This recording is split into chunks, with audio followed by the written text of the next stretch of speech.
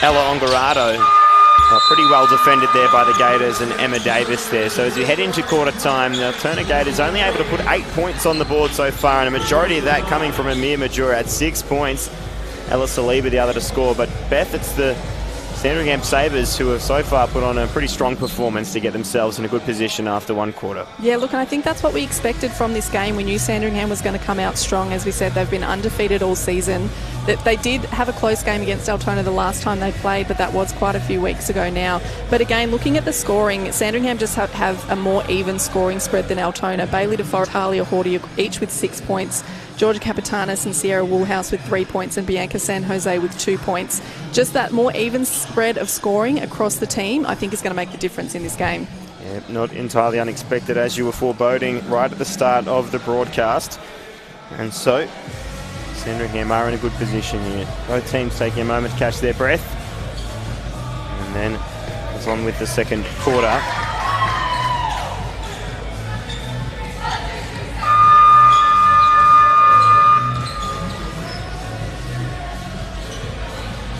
Sandringham will be represented in both the women's and men's finals in the under-20 competition. Such is the strength of the program they're continuing to develop down in the southeast of Melbourne. They'll be taking on Kilsyth, put on a dominant display in the semi-final 2 nights ago. So that one coming up at 8:30 tonight. For now, we see a 12-point game here. It's the Sabres who'll have possession to get us underway here in the second quarter.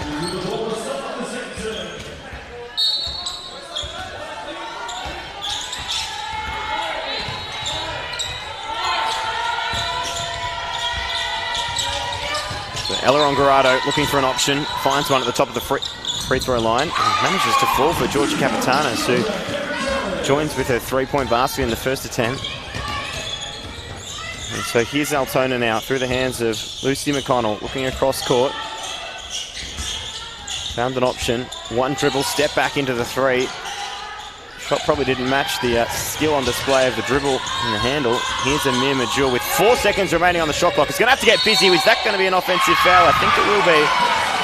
And the referee agrees. So Majur collects her first personal foul.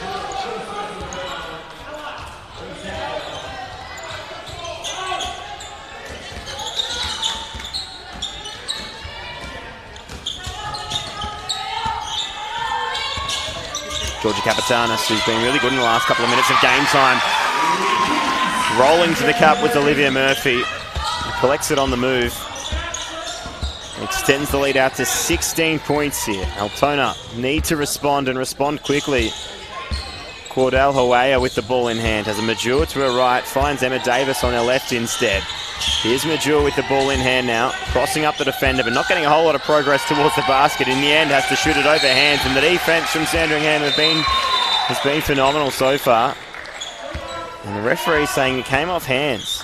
So Altona gifted a lifeline here with 2 seconds remaining on the shot clock. I think as we were saying before, the scout really is to lock down Majur. Sandringham really double and triple teaming her in that scenario as the shot clock winds down.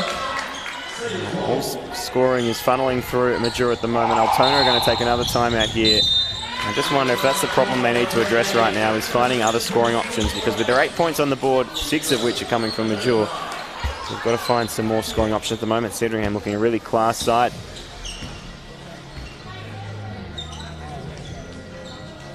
Yeah, Sandringham also with some Vic Navy under-20 representatives on their team. Jasmine Perry, number 7, was in the under-20 Vic Navy team at Nationals early this season. And also in Altona, they had a couple of representatives apart from Amir Majur, also Evelyn Martin on that team. So some obviously high-level players here playing in the under-20 Nationals earlier this year. Great to see representation and finding that ability to continue representing the club as they advance through the age groups. And it is when you get to that under-20s age group where a lot of athletes are deciding where the future with the sport is going, and so great to see this opportunity to continue representing the club as well as the state at national championships, as you mentioned. So the Gators using every second of this time out to drill home some messages.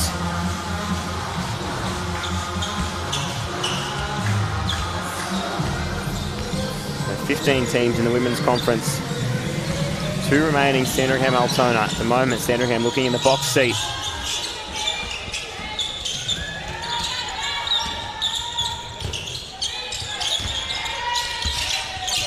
So again, looking for that rolling shooter on the way to the cup. This time a turnover. So the Gators have got some positive news out of timeout, but it doesn't last very long because it's a turnover again.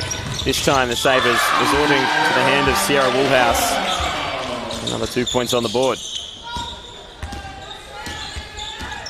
Unable to score in the semi-final the other night, so she's been busy today. 3-point attempt for Altona. Maybe to fall to keep the scoreboard ticking over, but it's just not happening at the moment. Still put the lead at 20. And the foul. One to come here for the Sabres. And it is all coming together right now. Great drive there from Violet Giddis getting to the basket. She's very quick. And will get rewarded with the bonus.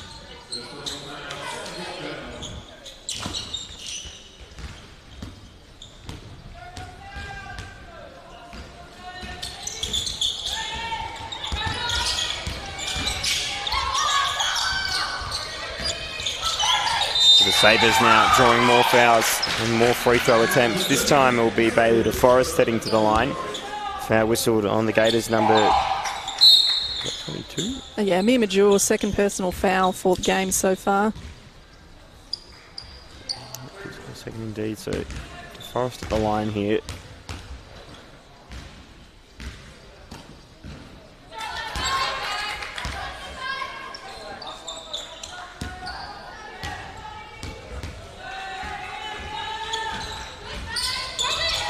That one popped to mind. So unable to score from either attempt at the free throw line.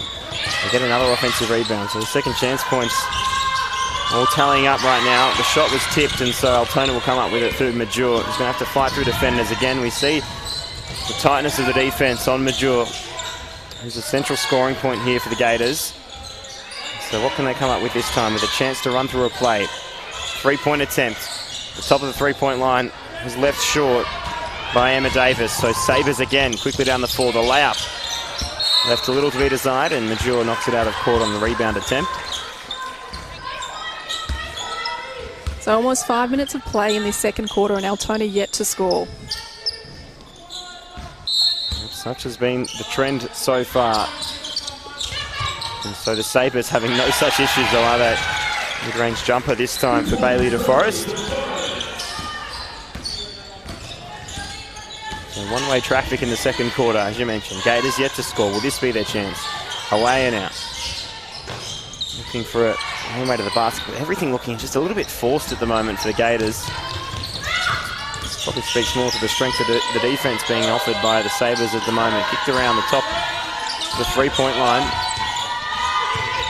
And Sarah Woolhouse who kicked it out to a shooter in the corner. And have a look at this. Ella Ongarato coming down with the offensive rebound. The putback points. And it just keeps going all in the right direction for the Sabres right now. Major trying to do it alone. And you can probably understand why right now, because the Gators finally get their first score of the second quarter. It comes through Amir Major, who went to the line for one extra. So you see subs taking here for the Gators and for both teams for that matter.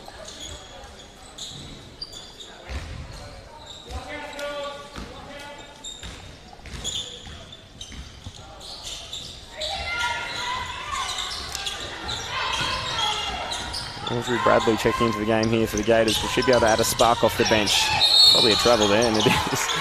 An unfortunate travel because she was wide open. The defense was nowhere to be seen. It would have been an easy layup, but yeah, just the extra little stutter step there. A bit of composure, and so the Gators will surely look to string a few possessions together here. And here's where it can all get started. Through the hands of Charlotte Brody. In the end, the shot attempt from Emma Davis left a little behind, and so the Sabres pushing the pace again, drawing the contact with Natalia Hordiuk. She'll have a couple of free throws. 3 fouls now on Major.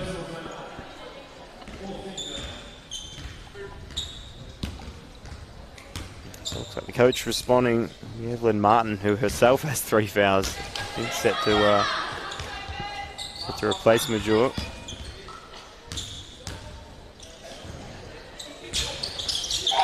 second of 2 attempts falls for the Sabres. So here's when Martin returning for Major. And as much as the difficulty arises from not having Major on the court, maybe an opportunity here to find some offensive production from the Gators. But it's hard to produce that if you can't get it past halfway. See a foul called here. Foul whistled there. And it was on Audrey Bradley. Pick up her first. And already in the bonus here. So heading straight to the line.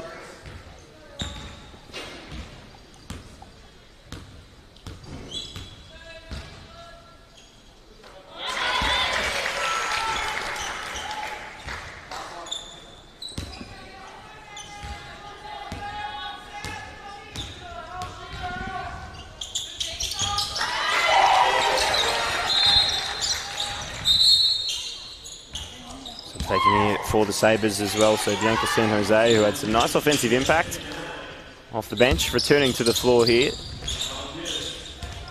The Gators looking at a 25-point deficit. So here's Audrey Bradley, ball in hand, looking across the floor. And some nice passing, finds its way inside. The shot through the defenders, couldn't come up trumps, but Evelyn Martin will draw the contact, and she's proving her worth out there after managing those 3 fouls so far in just the first half. Manages to draw the contact, will head to the line for an extra. Looks like the Sabres responding in their own way by seeing the return of Olivia Murphy. Martin at the line had 11 points in the semi-final in a game where she was fouled out. And she had some spark here, right now. So it's in the hands of Jasmine Perry. Across to San Jose on the left hand. The pass pushed a little long. Will it fall out of court? It does. And so the Gators have something to hang their hats on right now. And it's without their best player on the floor in Major.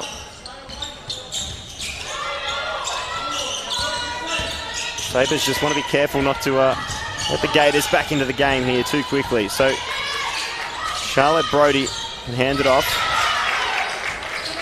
Battling to stay in the game. That's going to fall out of court. So the Sabres will return possession. Just the ball pressure from the Sabres, you know, even without Majura on the court, they're not double teaming, but they're just really providing that ball pressure up the court, which is causing the Altona turnovers. Yeah, the defensive hustle has been coming to the hole tonight, and at the other end, it's been fouling to get it done, unfortunately, for Gators, who will get their 6th team foul for the quarter, with 3 minutes still left to play here. This time, it's Josephine Friend at the line for 2.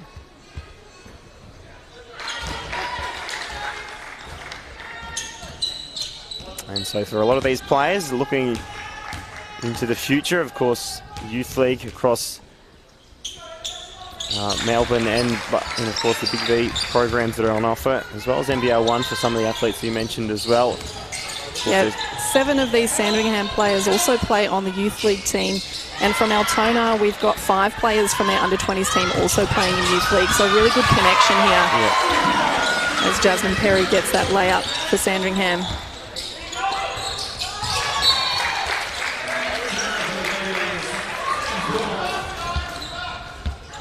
Less than 3 minutes to go here in the second quarter. Dominant display so far by the Sabres. Gators just trying to hang around at the moment, but it's hard work with 2 of their best players. 3 fouls to their name already. And the Sabres such a strong, consistent array of scorers. Here's San Jose, she's one of them. Will hand off to Josephine Friend, but ripped out of the hands by the Altona defender and pushed down the floor. In the hands of Ella Saliba, she can hand it off to Grace Elliott. And she gets down the rebound on the missed shot attempt, kicked out. Here's Evelyn Martin for 3. That would have been a big moment for the Gators. They had a little bit of confidence, but couldn't fall. Sabres now having no such issues. Finding open scorers in the paint. Olivia Murphy, though, pushed it a little long. Careful not to travel that pass. Had a little bit too much mustard on it and falls out of court.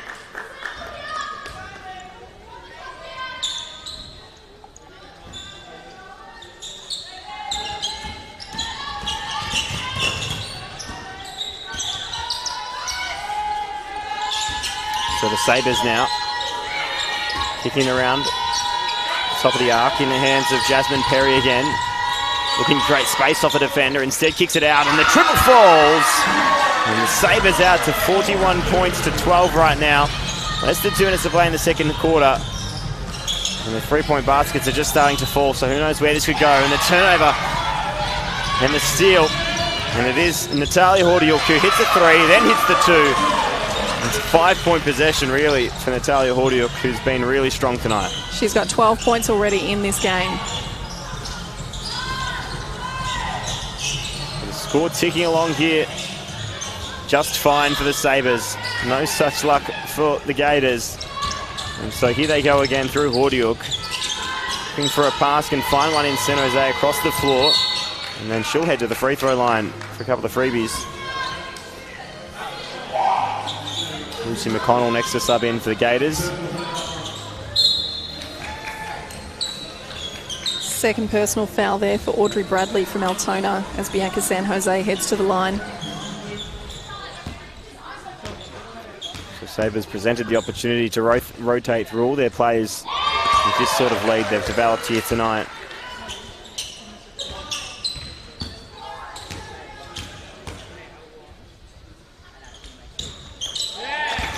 Shooting at the free throw line by Bianca San Jose. Well, we mentioned the even spread of scoring for Sandringham earlier. There's only one player on the Sabres team so far who hasn't scored yet, in comparison to the Gators, who have only got 3 players on the scoreboard so far. Yeah, that's not going to get it done. Third team foul committed by the Sabres, so not having too much foul trouble just yet either, which is something the Gators are contending with. Here's Evelyn Martin.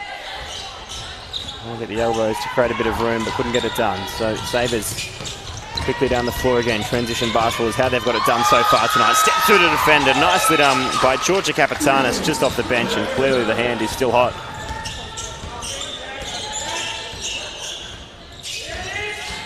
Martin now trying to back her way in. A long 2-point attempt. Martin underneath really came close to getting another 2 points to fall, but wasn't able to. This time we see a foul call. The basket's going to be waved away by the referee. It's going to be Jasmine Perry who picks up the foul. So a fresh 14 on the shot clock here for the Gators from the baseline.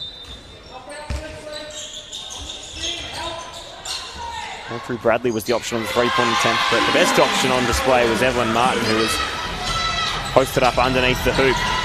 Got to get back here in defence though, and Sandringham lose touch of it. So the Gators will have another possession here.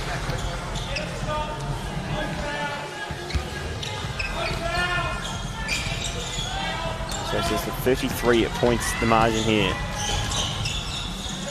Gators looking to draw that ever so slightly closer ahead of the main break. Inside, Martin trying to back her way in. Somewhat in desperation, turns and puts it up. Nothing doing. So the siren's going to sound here. And the Sabres are building a very dominant lead here in the VJBL Under-20 VC Championship game. They lead 47-14, a 33-point margin.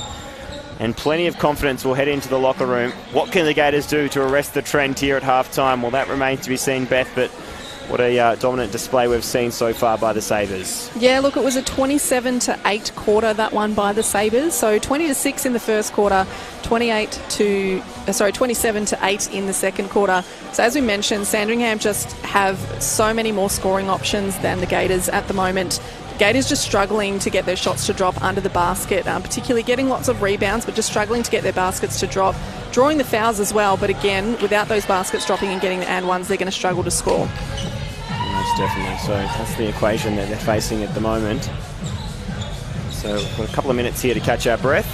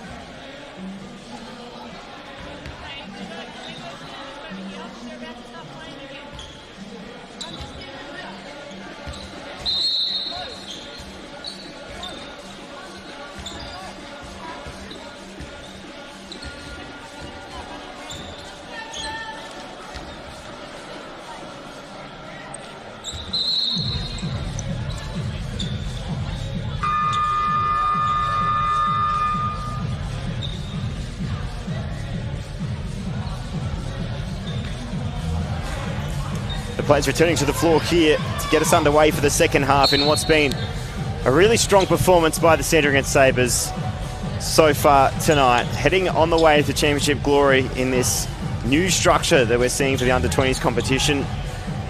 Adding that flexibility and freedom for a lot of these players who are busy commitments on their Friday night, staying involved in coaching and refereeing, and of course now an opportunity to play in this under-20s competition to bridge the gap for a lot of players between that junior basketball program and the youth league, as we see the Gators looking to get the score ticking over here tonight, but still plenty of work to do indeed. So can they do that? Let's find out here in the third quarter. And the Immature is back on the floor here after taking a bit of a rest with those 3 fouls. We'll draw the contacts and have an opportunity here to get the scoreboard ticking over. Tyson Whelan's my name, alongside Beth Davis tonight here in commentary of the under-20s VJBL Championship game. The women's game underway, as you can see. The men's game starting at 8:30 tonight local time.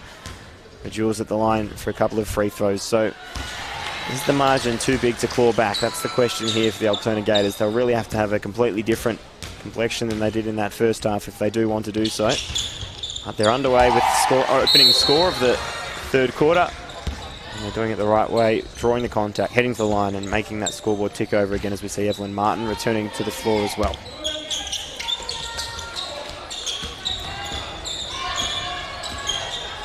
Natalia Horyuk leading the scoring here for the Sabres so far tonight with the 12 points. A good spread of scorers across the board there. And in the end, it's Jasmine Perry taking the first shot attempt for the Sabres in this third quarter. Now the Gators through the hands of Lucy McConnell. Now it's Martin. She'll look across the floor and find Chelsea Farmer. She's defended by Georgia Kapitanis. And here's Altona starting to tick the scoreboard over. It's Lucy McConnell this time, and Beth, there's signs of life here. There is. Look, it's great to see Altona come out strong in this third quarter. They must have had a great halftime speech from the coach, and yeah, hopefully they can claw their way back in this second half. And so Altona getting their voices heard from the sideline, but didn't worry Georgia Kapitanis.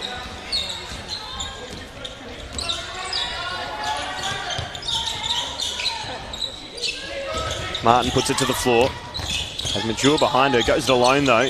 Puts the shot up, just pushed it a little strong.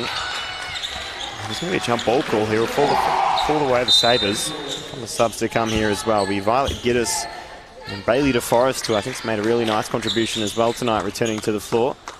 Mentioned there in the second quarter, great opportunity to rotate through your bench when you've got such a strong lead here. 49-18 it is. And a half into this third quarter. Sierra Woolhouse looking across the floor. And nicely defended here by the Gators so far this possession. It was Violet Giddis under pressure. Now Ella Ongarato slicing her way to the cup. Falls in favour of the Sabres through Violet Giddis. Here we go again, turning into the hoop, and the defence has been good to start this third quarter by the Gators. Majur was there to the right, but going it alone and drawing the contact was Emma Davis. She'll head to the line for two.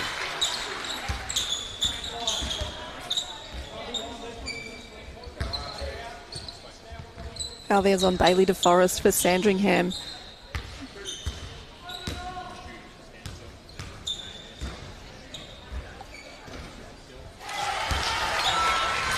So the strongest free throw shooting display in the first half, so things ever so slightly improving here, at least so far. Both fall for Emma Davis. A 29-point game it is. Ella Ongarato ball in hand. The high screen came from Bailey DeForest. She received it on the roll. Got a turnover there for the Sabres. So Majur now will find a lane way to the basket. The two defenders come and lock in. Again, results in a turnover.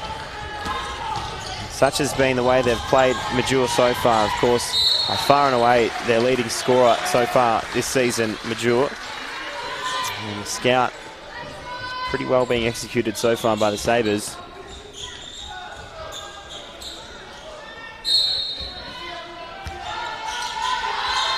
So the long pass finds Ella Ongarato, top of the three-point line. The defense is good. Both referees with an open palm in the air suggest no foul called, and it's a jump ball. This time the Gators will have possession. Defense by Altona has definitely stepped up in this second half. They've kept Sandringham to just 2 points in the first half of this quarter, so they're definitely out to close this gap. Well, quite often they say defense will lead to offense. So if they can lock in at the defensive end, let's see what it can unlock at the other end.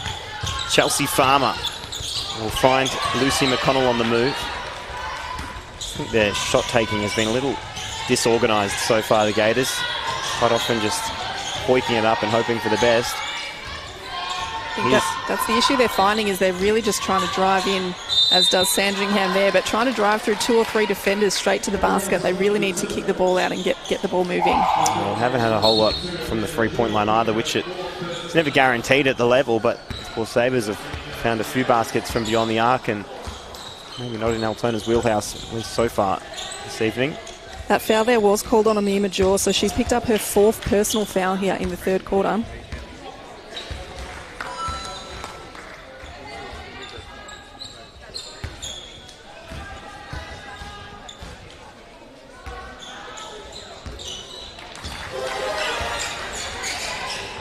Four fouls, not being subbed out of the game, such as the desperate times for the Gators right now. If they're going to stay any chance of somehow getting back in this game.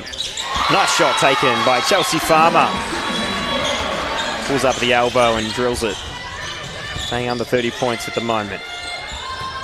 Natalia Hordiuk, who's been magnificent for the Sabres in the first half, yet to put a stamp on this second half just yet. Foul called there. It was Violet Gittes mauled by the defenders.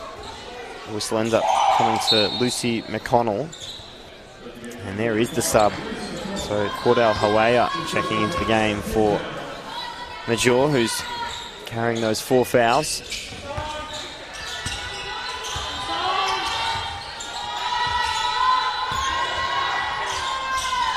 Oh my, it's all happening from the corners for Sandringham Sabres. It's not the first to hit it, but Bianca San Jose now joining the three-point party with one of her own. So I talked about that three-point shooting prowess of the Sabres and that spread of scorers, as you mentioned, Beth, and there's another one, Jose, getting involved.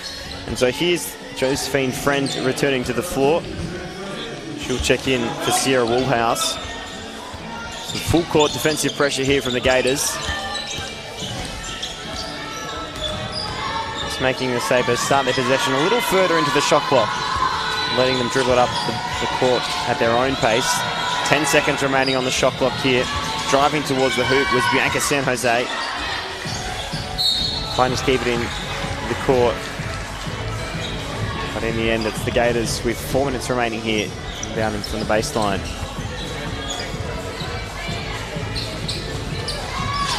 The Hawaii with the ball in hand. That right leg sleeve. Looking inside, finds an option in the paint through Martin. She turns back to the hoop. Talked about. It's going to rely on, if you're going to go, if you're going to be driving, you're going to be shooting in the paint. It relies on you drawing contact in the process, and she's managed to do that that time, Evelyn Martin.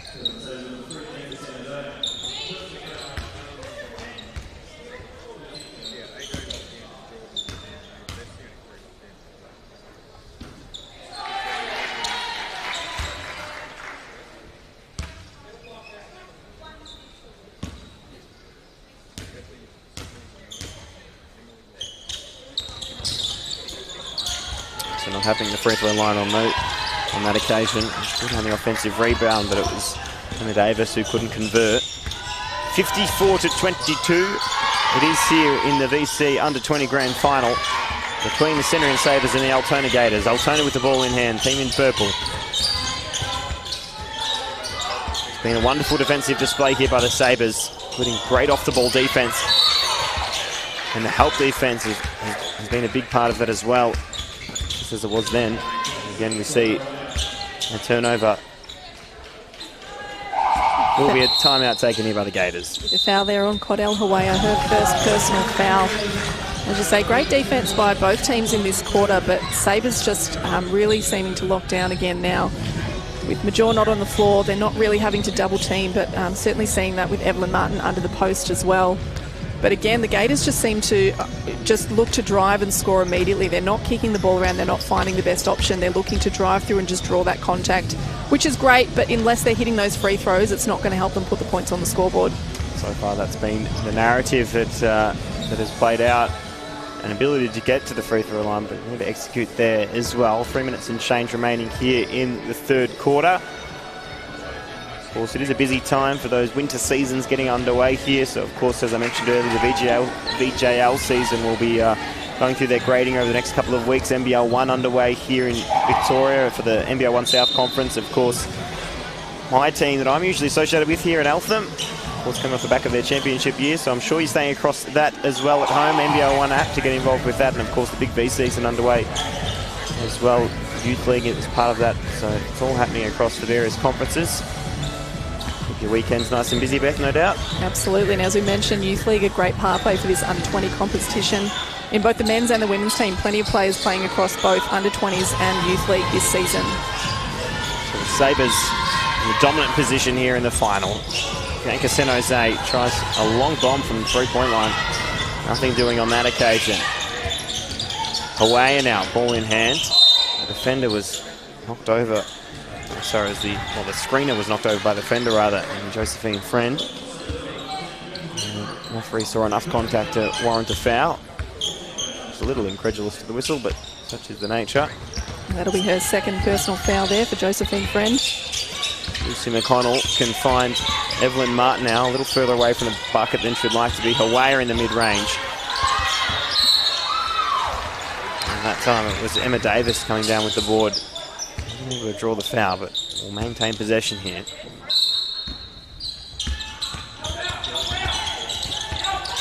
Martin, she's got the length on these defenders, so she's able to receive it in that position, but has she got the strength to get towards the hoop and have a clear layup? The foul will be whistled there, the hand in the cookie jar by Sandringham's number 10, Violet Giddis.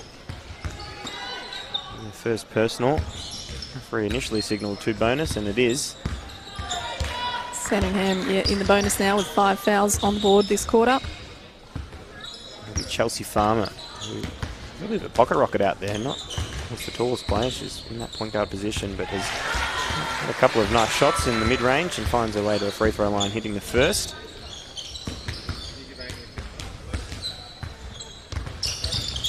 No such troubles on the second either. It'll be Grace Elliott and not Grace Elliott, rather, it'll be Ella Ongarato, I should say, and Olivia Murphy returning to the floor here for the Sabres at the 30-point margin. 2.5 minutes remaining here. If you just joined us, under-20s VJBL Grand Final live from Montmorency Secondary College in the northeast of Melbourne. Altona Gators in the centre of Sabres playing out this one.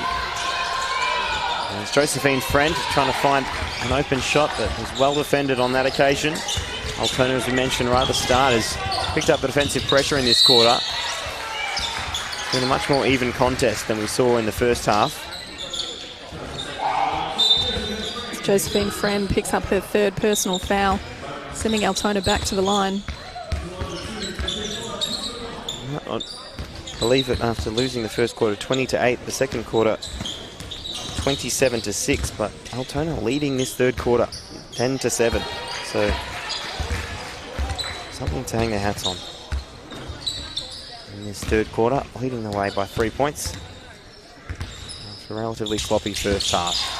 Second of 2 free throws is good for the Gators.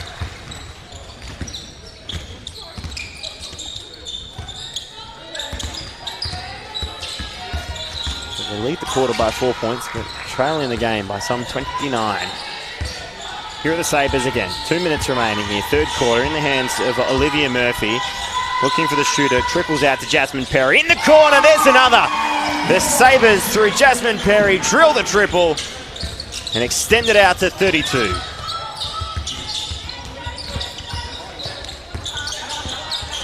Hawaii now.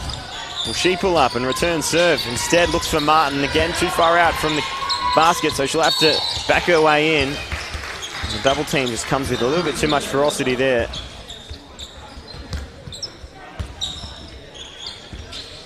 And Martin will head to the stripe.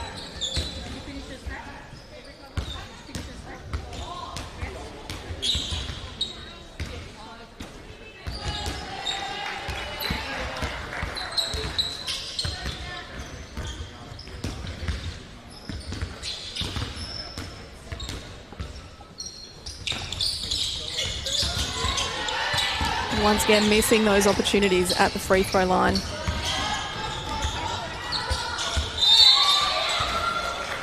Grace Elliott on the run there, the foul call. This time It'll be Evelyn Martin's 4th foul. I think that was a little bit of a frustration foul, to be honest. She very clearly brought her arms down. She's asking for a sub. She's a little bit frustrated with her game at the moment, I think. So Ella Rongarado at the line hits the first. So that will put multiple players with 4 fouls. And so here we go. Altona looking to find that connection up the court, but so far it's just been interrupted by the Sabres. Kicked out corner 3. Will this one fall for Josephine Friend? A little of the side of the backboard, but the Sandringham bench is absolutely loving what they're seeing so far from Olivia Murphy. Gets the missed shot and drops it in for 2 points. Out to 55 points the difference here. 1 minute to play here. Gators through Martin will drive through the paint. Find her way underneath the basket, but again, just a little loose on that shot. Needs to find the way to get right underneath the basket on one side or the other, but right now it's catching a lot of iron. Subs taken here by Sandringham. Georgia Capitanis will check into the game for Josephine Friend. Hawaii will inbound here.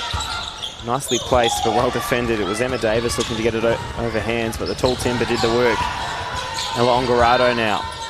Yeah, nice move. Really nice play there by Natalia Hordiuk, who was absolutely fundamental to the Sandringham building out this lead in this first half. It's been a little quieter in the second half, but again, finding an impact on the scoreboard. Evelyn Martin now. That's contact off the Sandringham knee and will pull out of court. We'll see in the background of the shot there the men's teams, Kilsyth and Sandringham as well, out here tonight at 8:30. So you can tune in the broadcast where you're watching now. Gators will have a second chance from the baseline. 36 seconds remaining here in the third quarter. Hawaii will inbound. Shooting over defenders, not in any sort of scoring position, and well defended by the Sandringham Sabres, and more shots that just are lacking a little bit of purpose at the moment.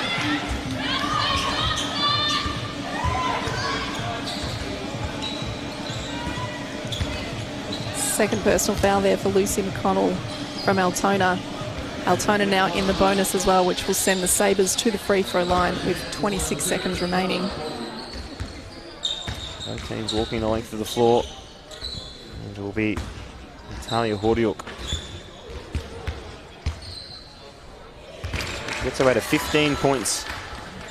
And leads the scoring, leads all scorers for that matter, on the evening. Looking nice and consistent from the free throw line. So shot clock beating game clock by about a second and a half. Here's Hawaii up. No Majura on the floor here for the Gators, who has 4 fouls in that possession. Somewhat reflective of the performance so far tonight. Nice, a little misplaced and rattles out of court. So Sabres now with another opportunity through the hands of Jasmine Perry. On to Hordiuk. Well defended by Martin, who gets the block. Gives the Gators a chance here. Maybe a travel call unwhistled there, but in the end kicked out. Hawaii with the 3-point attempt off the backboard. Nothing doing there, and so that will draw to a close the third quarter. Sandringham Sabres are surely just minutes away from locking in that championship glory that they've been looking for since February when the season got underway. Really dominant display here, albeit less so in this third quarter, where in the end, after winning the first quarter by 12 points, the second quarter by 21 points, they win the third quarter. Once my stats update, it's about 6 or 7 points. So 6 points winning that third quarter there. Again, Altona in foul trouble with both Evelyn Martin and Amir Majura on 4 fouls, arguably their 2 best players. Evelyn Martin in that last minutes of that third quarter there, also just holding her finger, so she may have carrying an injury there, so we'll see how she goes here in this fourth quarter. But with your best players all in foul trouble, it is going to be tricky for the Gators to get back into this game with only 1 quarter left to play. Yeah, so it was Majura, 22 points in that semi-final performance, and so far tonight, while she's made a contribution of 10 points, it's clearly been well defended by Sandringham. And then Evelyn Martin, who managed to put up 11 points in the semi-final, of course, as you mentioned, potentially carrying some sort of finger injury as well. Just 4 points so far, so they've needed to look to other scorers, and really it's just been drips and drabs for Altona. Chelsea Farmers found 4 points. El Saliba found a 2-point bucket. Lucy McConnell, the 3 points, but Another strong scoring performance so far by the Gators, which has given the opportunity and given rise to some players like Bianca San Jose, Sierra Woolhouse, both with 7 points each. Hordayuk's been dominant with 16. Georgia Capitanos off the bench with 9 points. And Bailey DeForest, the tall timber, has 8 points of her own. So the spread of scorers finding their way into a dominant position here to get us underway for the final quarter and potentially just minutes away from winning that under-20 championship right here at Montmorency Secondary. So the shot falls for Sandringham. Olivia Murphy in the mid-range, looking very comfortable from that position. Charlotte Brody will find Major, who tries the three-point attempt over the defender, and Jasmine Perry. Here she is bringing the ball down the floor. And Major will come up with the defensive rebound, only temporarily though. She lost the handle out of court.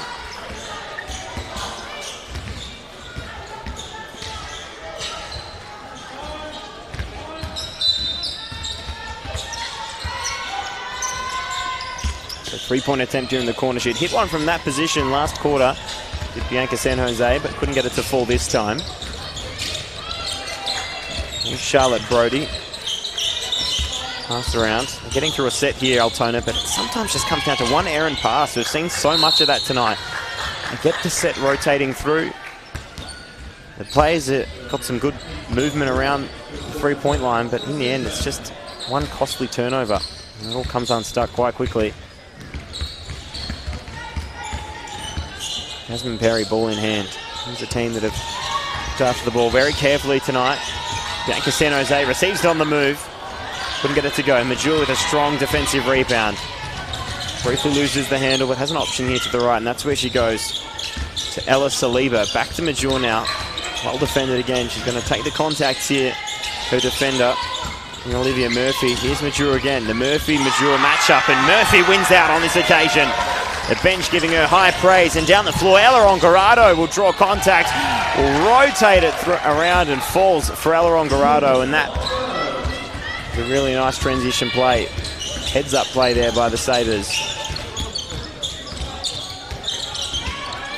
Charlotte Brody will find Major, defended by Ella Ongorado now at the other end. So here's Audrey Brody, and now on three-point attempts. Look likely out of the hand.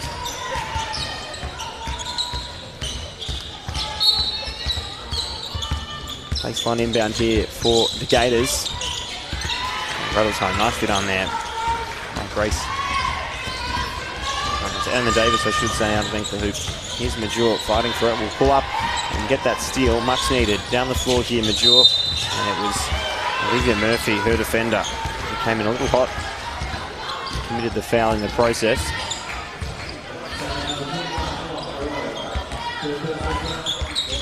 So third personal foul there on Ella Ongorado for Sandringham.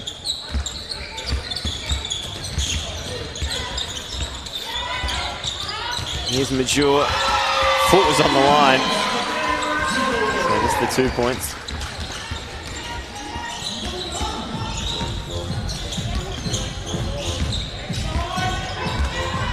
There is Ongorado. Pass across to George Capitanis now. She had some size on the defender. She liked what she saw, but couldn't get it done. Major now on the right hand. Trying to create that separation again from a defender, but this time well defended indeed. Down the floor through Ella Ongorado. She's fouled. She'll count the two. And it's an extra to come here for Ella Ongorado. She's been busy at both ends in this second half. Well, both teams put 57 on the board to win through the semi-final. Sandringham up to 70 points on the board here, putting up a seriously big total with 5 minutes and change still to play. Ongorado, as we mentioned, part of that Youth League Sandringham team, also on the NBL 1 roster. She was part of the under-18 nationals team, state team last year for under-18 nationals. So again, a great talent here for Sandringham. Really strong club in that junior pathway right now. They're building and continuing to build down there at Sandringham, and more players coming through. And being able to play at multiple levels as well, as you mentioned. We're seeing similar stories across the various clubs in Melbourne and Victoria. Here's Major.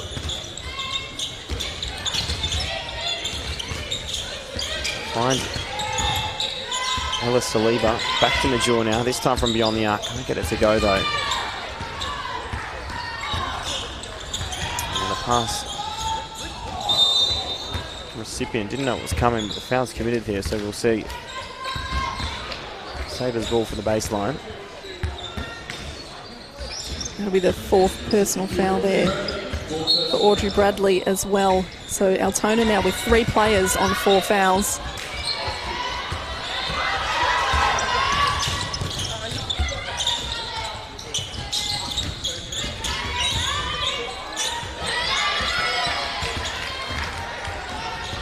Great block there from Bailey DeForest again, getting the ball back to Sandringham.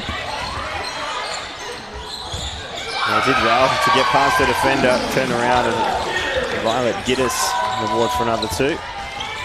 She had the 7 points in that semi-final win, which presents now, in retrospectively, is really the grand final. It was just a 10-point game over Diamond Valley. In fact, no, a 7-point game, I should say, 57-50. So completely different matchup it was just 2 nights ago. And Sandringham managed to beat Diamond Valley by just 7 points. As we mentioned earlier, Sandringham were undefeated all season. Altona finished 7th on the ladder, winning just 4 games. So their record was 4-3 for the season, but they have made it through here to the grand final to face up against the Sabres tonight.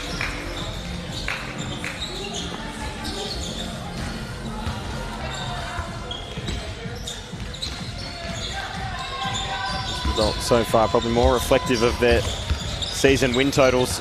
Undefeated Sabres looking to go all the way. Nicely done there by Bailey DeForest.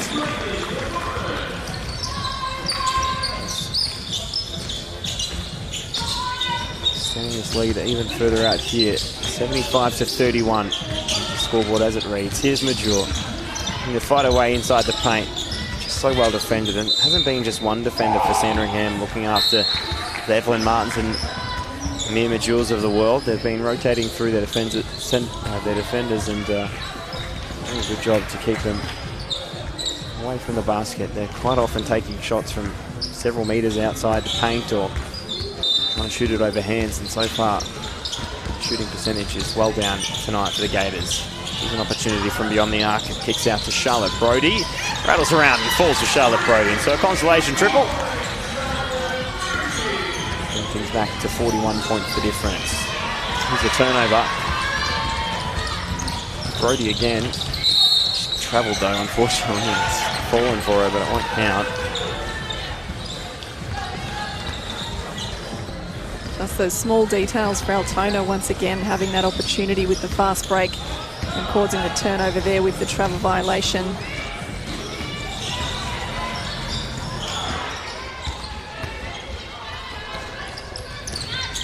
Altona looking to just add a few more points on this board to make it a little more respectable, but Major, with probably 3 defenders to negotiate. A bit of a toss and a prayer.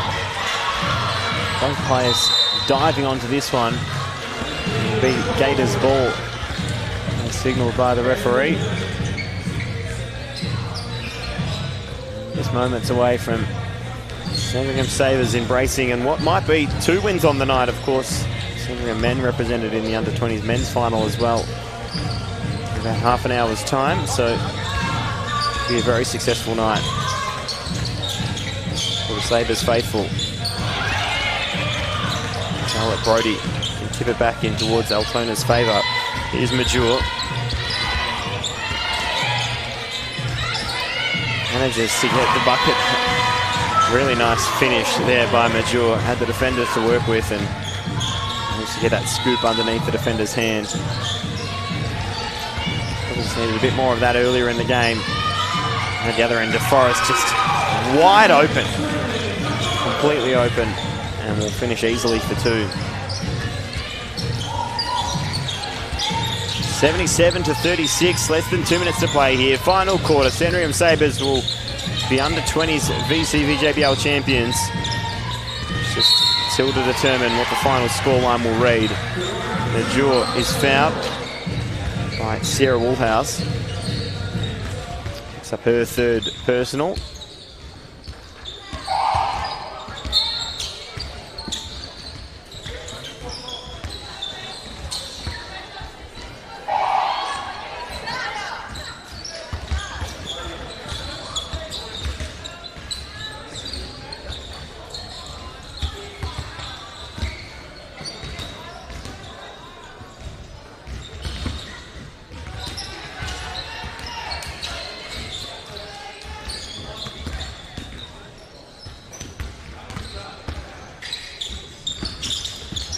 Major leaving a couple behind there at the free throw line. Falls in favour of Emma Davis. Here's Major from the three-point line. Hasn't been connecting all that well, but she's in a perfect position to connect with the intercept. Emma Davis patrolling, looking for an option, finds one in the corner. But it was Grace Elliott who couldn't connect again from beyond the arc, which is where they're turning to late in the game. Here's Hawaii, looks for Major, who's well out of court. And so that basket won't count.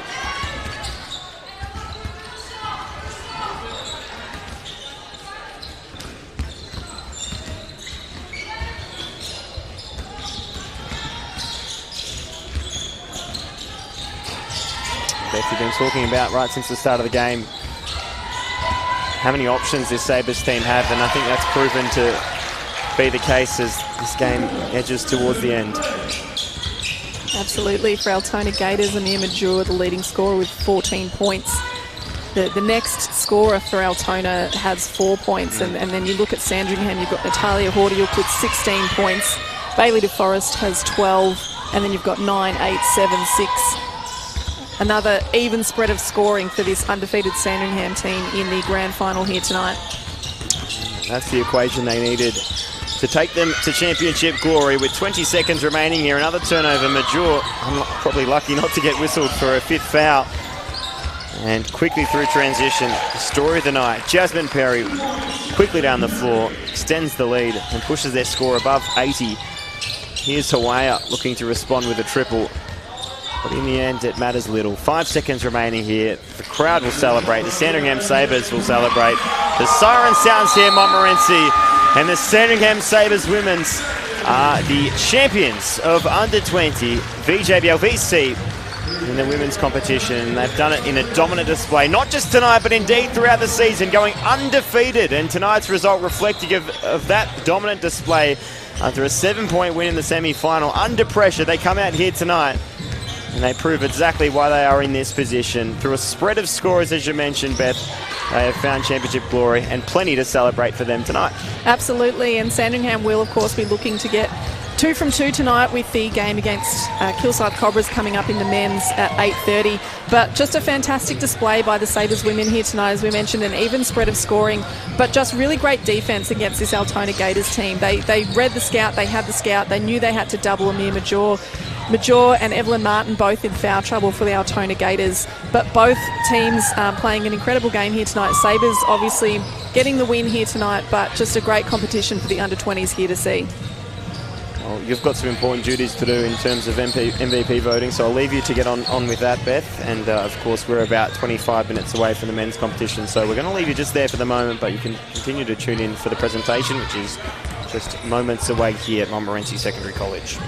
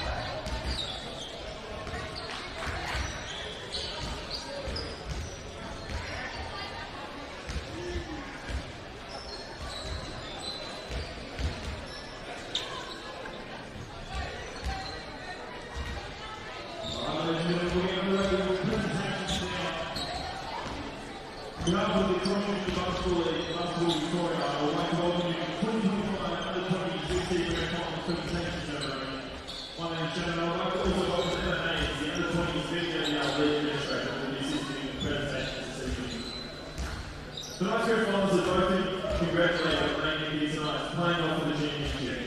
Before we get underway with the presentations, I'd like to acknowledge the volunteers who have assisted throughout the season. Those include referees, coaches, team administrators, club administrators, and team managers, last but certainly not least, all family and friends for their support week in and week out for these players. You can put hands together very well. I'd now like to call the coach of the runners-up team, the Altona Gators, to have your words.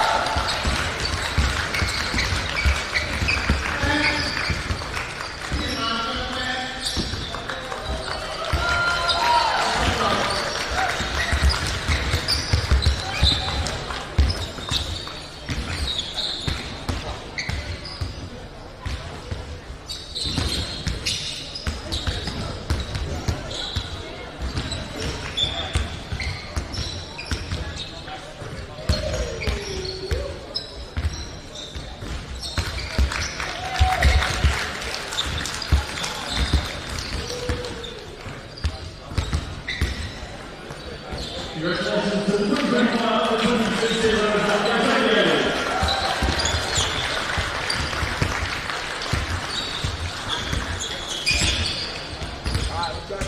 It is now time to present our grand final MVP award, voted on tonight's panel, and we're a start of the show tonight with 16 points to our 2025 Altona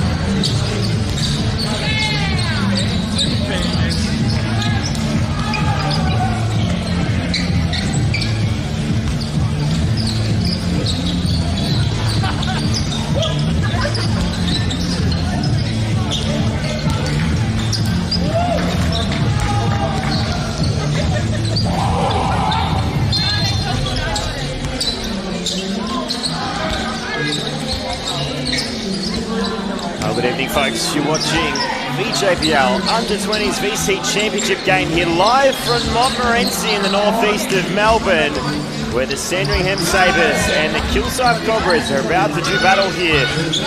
The second final of the night. After a dominant display from the Sabres women in the opening clash tonight, will the Sabres men continue that, or will it be Kilsyth who can go all the way to championship glory? My name's Tyson Whelan. Great to be in commentary here tonight for this clash that we've been looking forward to over the last couple of nights since the semi-final. So let's run you through how that went.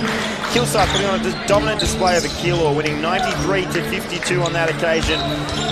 Putting 93 points on the board at this level, that's something to behold in itself. And then at Sandringham, they got in the Battle of the Southeast, managed to beat Frankston 61-48. And so that's what's got us to this position. And then I'll decide tonight over the next 40 minutes of basketball or so exactly who will come out victors tonight. So how will it play out tonight? We're about to find out. Beth Davis is in commentary with me tonight. And Beth, we were just talking pre-match just a moment ago.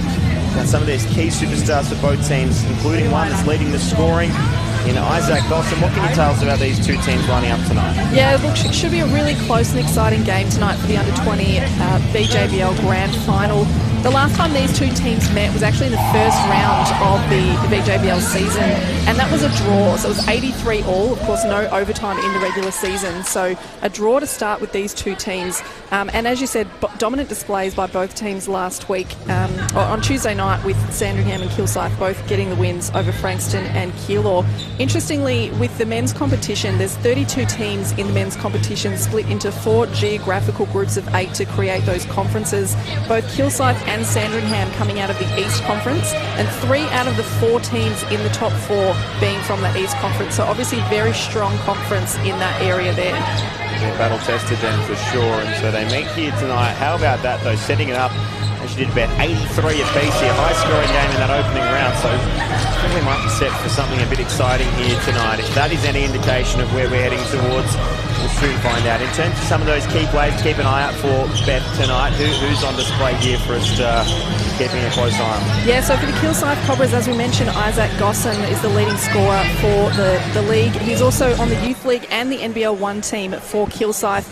Chase Vincent, Elia Tong, Caleb Waite and Brody Hull also on the Youth League team. Brody Hull for Kilsyth was also on the Vic Navy team under-20s that won gold at the under-20 nationals earlier this year, and was also on the Vic Select team in Tokyo. And for Sandringham, we've got Cohen Phillips, Harry Nielsen, Zach Veneziano, Aidan McFarlane, Alex Crawford, Jamie C, Luca Cavara and Oscar Humble all on that Youth League team. Oscar Humble also in the Victoria team, not the Vic Navy team, but the Victoria team for the under-20 nationals, along with his teammate Harry Nielsen. Harry Nielsen also in that Vic Select team that went to Tokyo in February as well. Some of the names to look out for tonight, but as you mentioned, Isaac Gossen leading the scoring, put up 19 points per game. What can he do tonight? But it'll be the Sabres who find the opening bucket through one of the men you just mentioned in Cohen Phillips.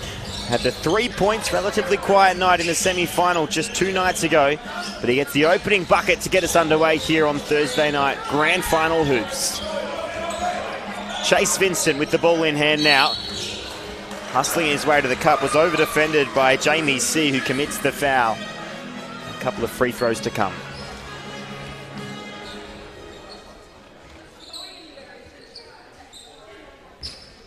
Of course, if you've just joined us tonight, we had the women's final a short time ago, wrapping up just about 8 o'clock, so about half an hour ago, and Sandringham women putting on a dominant display of the Altona Gators. And of course, we were presenting an MVP at the end of that one as well. Natalie Hordiuk was the winner of the MVP for the women's game. She had an absolutely incredible game for Sandringham. Leading scorer on the night, and 16 points she had, so that was what we had earlier to enjoy, and now it's the men on the court here at Montmorency. The block from Oscar Humble. Nothing humble about that block. The Cobras ball from the baseline now. Of course, a new structure here in the under-20s. We'll hear from the head of competitions and leagues at Basketball Victoria, Greg Jeffers, in the second quarter to talk about some of the changes that have happened here, but of course a bit more of a flexible option here for those that are in that bridging moment in their careers where they're continuing junior basketball. Let's finish. Oh my God, getting upstairs and testing the architecture of the building. It's Harry Nielsen flying through the air. A double hand jam. So So some of the athleticism we're going to see on display at this level of basketball. The mid-range jumper from Zach Pennell couldn't fall. So Sandringham looking to string a few buckets here together. They've got a 2-point lead here. Hayden McFarlane, ball in hand. Back on the left, trying to force a whistle from the referee, but couldn't find one, or couldn't find an obliging one at least. So Cobras will return possession.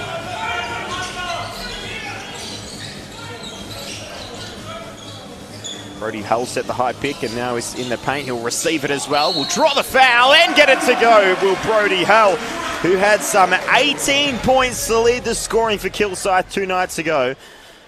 And now we'll head to the line for one extra.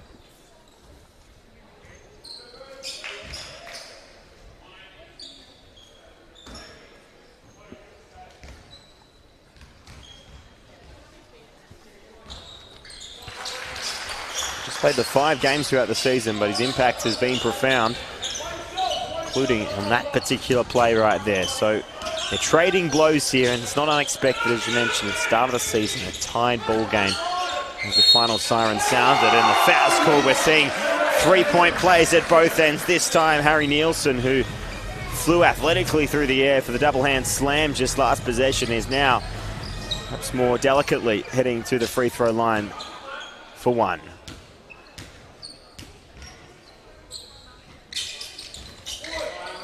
Pushed a little long, falls down for Cobras. Here's Chase Vincent quickly down the floor. Wonderful ball handling. Tries to get it to go over defenders, and he's quickly back to his feet to get back in position defensively. Here's Oscar Humble. Hand off to Harry Nielsen, and he is fouled by Brody Hull.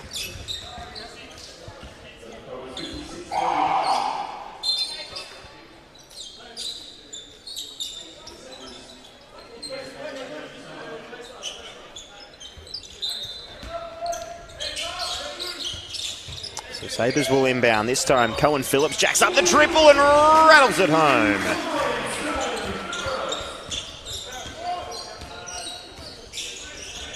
So a tighter little crowd is in position here and enjoying the action so far in the opening few minutes. Fighting over the rebound here. The Sabres come up with it and looking for an outlet pass. One comes in the form of Oscar Humble, kicked across to Cohen Phillips, looking for his second triple. Same position, different result. Rattles out of court, and there'll be an opening sub here for the Cobras. Will Gosson checking into the game.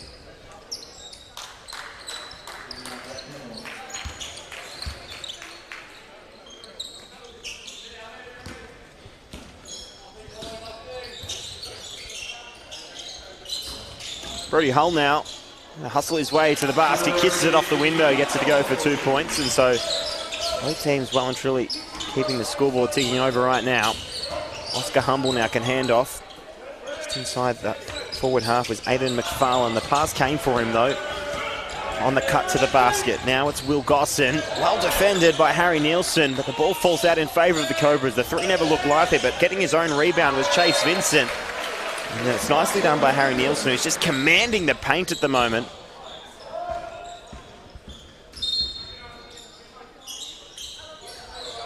Doing it at both ends right now.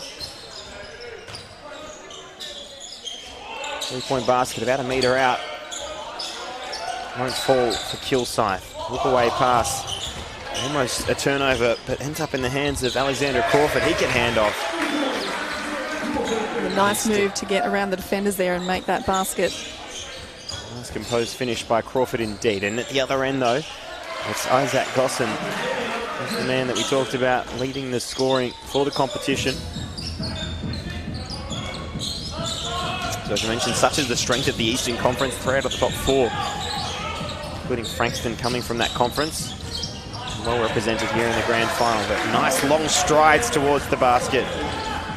Another 2 points fall in favour of the Sabres.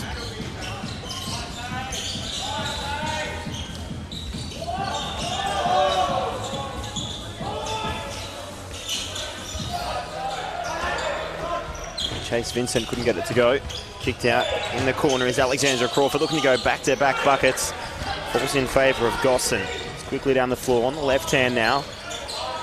Bit of contact, nothing whistled so far. Nice pass off. And we'll find Caleb Waite. We'll get it to go for 2 points.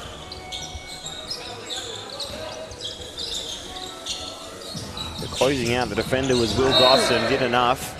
Contact on the rebound. Foul called on Kilsyth. It'll be Brody Hull whistled for the foul. His second personal foul, and he will take a seat with 2 fouls in the first quarter. Kieran Moroney and Elliot Tong checking into the game for Kilsyth. Just seeing some subs coming through for the Sabres. Zach Veneziano on the floor. So they're passing around some good ball movement here from the Sabres. And here's the man who can fly through the sky. It's Harry Nielsen. Again, elevating above all defenders and slamming it home. Kicked out to Elliot Tong, was well defended again by Nielsen.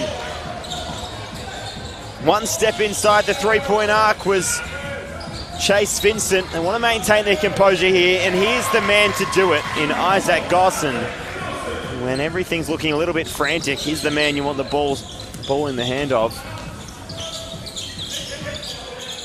I'm going to briefly entertain the back pick, but instead kick it around the three-point line, finds its way to Oscar Humble. Nothing doing from beyond the arc, and so both teams tracking those defensive rebounds. All importantly, it's Will Gosson now looking for an option in Kieran Moroney. Elects not to jack it up. Here's Tong, can hand off. Gosson now. Isaac, nicely done. Just looks so composed on the way to the cup, despite the defensive pressure, and ties it up at 15 each. You can see why he is the leading scorer of the competition, just making that look easy, getting past 2-3 defenders to make his way to the basket for that layup there.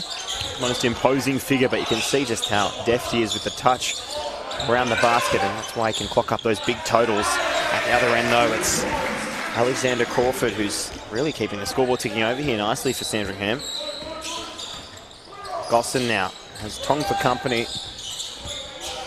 And a really nice pass on the back pick there from Will Gosson, who I'm going to assume is closely related. I think that's a safe assumption there, the brothers, Isaac and Will. Bob Tui finding Veneziano from beyond the arc, right in front of his bench, and gives them something to cheer about. 1 minute remaining here in the first quarter. Both teams putting up totals here and finding a few different scoring options. Here's Veneziano, the point guard on the floor for the Sabres, draws the contact. Neither team in foul trouble just yet this quarter. We'll see subs for both teams. Luca Cavara will check in for the Sabres, as Isaac Gosson does check out of the game alongside Chase Vincent. It'll be Matt Toop and Zach Pennell check into the game alongside Caleb Waite. Chase Vincent sitting down with his second foul for Kilsyth there. Making an immediate impact here is Matt Toopin. Back and head to the line for 2. First personal foul for Zach Veneziano there.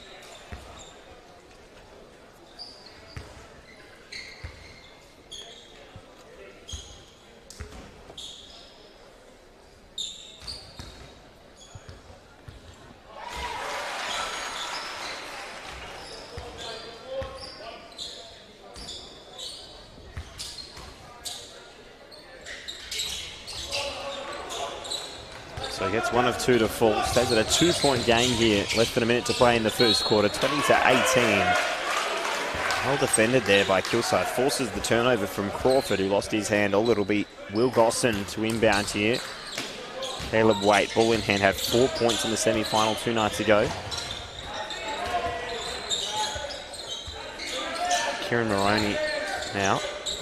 Back to Waite. Looking for an option here. Well defended by the Sabres. Almost forced to travel. In fact, they do. Just a shuffle of the pivot foot there from Kieran Moroney.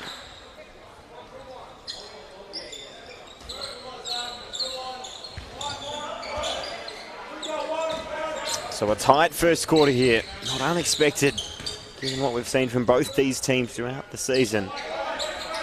Veneziano. He's undersized against his defender and amongst everyone in the paint, no doubt, as well. Here's Luka Kavara, one step to the left, but pushed to right. Here's Kilsyth now with 4 seconds remaining on the clock. They're going to have to get busy here. Wonderful pass, finds the shooter under the basket, and it was Will Gosson who was so well placed to tie things up at 20 apiece, and the passing from both teams has been really nice to see so far. Unselfish play, and it was Will Gosson really well placed. A wonderful pass to find him. And after the first quarter, we're back where we started, 20 apiece. Yeah, brilliant pass just to get that final basket on the buzzer there for Kilsyth to tie it up 20 apiece. Looking at the leading scorers, no surprise to see Isaac Gosson with 6 points leading the scoring there for Kilsyth. Harry Nielsen has 6 points for Sandringham, and as you mentioned, he's been incredible on both ends of the floor, defensively and offensively, getting to the rim, having those really athletic plays, and then defensively getting those blocks and really stopping those baskets for Kilsyth. But as we thought it would be, a very tight game here in the first quarter. Matt Toop with that wonderful pass. What a beauty. If you're watching on the stream to rewind, it's probably worth doing. Split the defenders and found Will Gosson under the basket. He had 9 points himself in that win to secure their place in the grand final. That one over Keilor, 93-52 it was, so certainly going to be under a bit more pressure than that tonight, winning by 41 points for the Sabres, defeating Frankston, as we mentioned, by 13 points. That was on Tuesday night, so a quick turnaround for both these teams.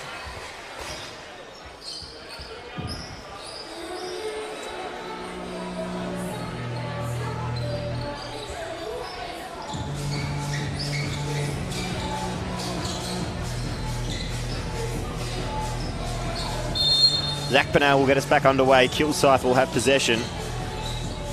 Waite has done himself no favours by planting himself just inside the halfway line, but nonetheless, we'll keep it going here.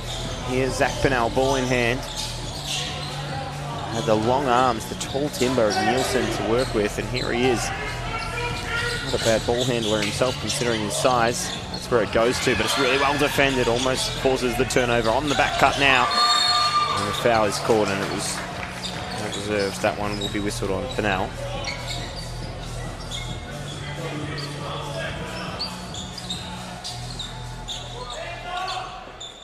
McFarlane to inbound here for the Sabres. All tied up, 20 apiece here in the second quarter. Corner three-point attempt is good. Rob Tui planted in the corner. And just the 3 points in the semi-final, so we're glad to see that one go down. Here's Pennell again, can hand off. It is Waite, and Toop rather, and it's back out to the three-point hand of Zach Pennell. And fighting for the offensive rebound, and it's come up well for Gosson. It's Will Gosson fighting hard for the rebound. It's going to come off the Sabres, and Kilsyth will have call it a bonus possession, because they really shouldn't have been in the play, but it was really nicely negotiated there by Caleb Waite. See Isaac Gosson returning to the floor alongside Brody Hull, the two leading scorers in their last matchup. They bring with them some serious offensive firepower. Here's Isaac Gosson, receives it and steps back on his right. Really well defended by Isaac Humble with his second block of the night.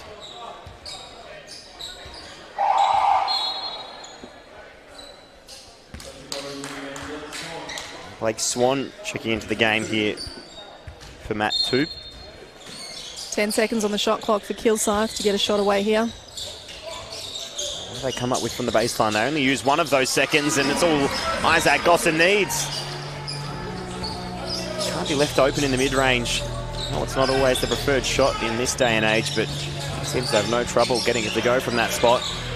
Getting his own rebound there was Aidan McFarlane. Kicks out to the three-point shooter. Really well rebounded. It was by Tui. Nielsen can kick it around. Finds its way to Oscar Humble. Nielsen was defended well by Brody Hull, who manages to blow up the pass. Chance to take the lead here for the Cobras, although he's travelled after receiving the ball. A little bit caught in two minds, it would seem. Tom Hutchison checking into the game for Oscar Humble.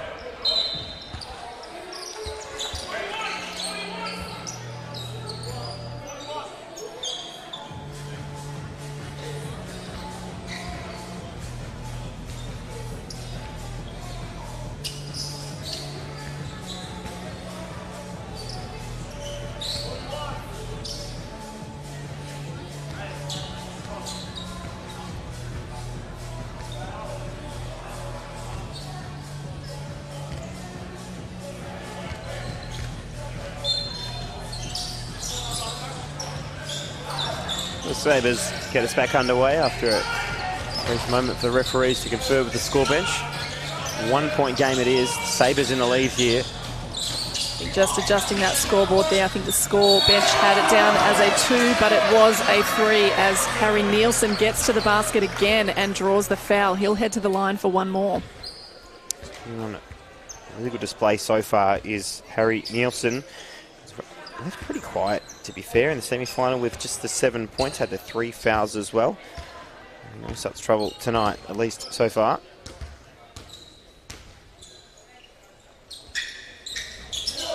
Can't manage to get the free throw to fall though, so Kilsyth with a chance to tie it back up if they can find an outside shot. Here's Gosson.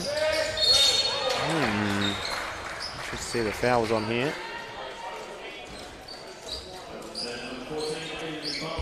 Aidan McFarlane on that one, first personal foul. Isaac Gosson will head to the line for 2 shots.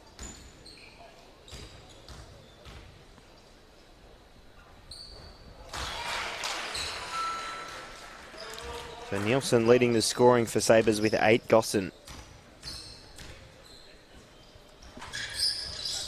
is leading the scoring for Kilsyth so far. 9 points he has. And here's the Sabres getting it past halfway. Through the hands of Aidan McFarlane, who committed the foul. Nielsen was there briefly, but look at the 2 defenders who are completely undersized, but if there's 2 of them, it usually works out okay. Here's Luka Kavara now. Really nicely defended, and the 2 Sabres players collect each other's bodies, and then Kilsyth are able to push it down the floor in the pin stripe. But at the other end, Nielsen find his way to the cup, but nicely defended. To be well placed there was Will Gosson, who was clearly outsized, but Nielsen just lacking some composure.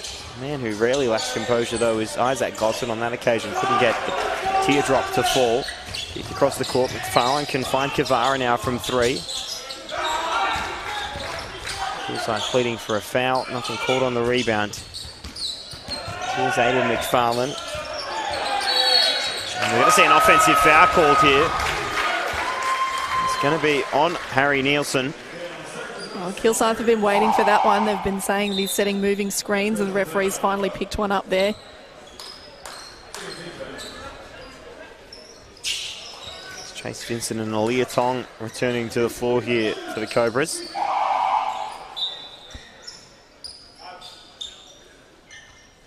Another team to take a timeout just yet here in the first half. And Nielsen finds his way to the bench. Oscar Humble checking back in as well for Kavara. Kilsyth here, trailing by just 2 points. It's been so close, but Kilsyth have seldom held the lead, if at all, so far in the game. Will they be able to take it on this possession?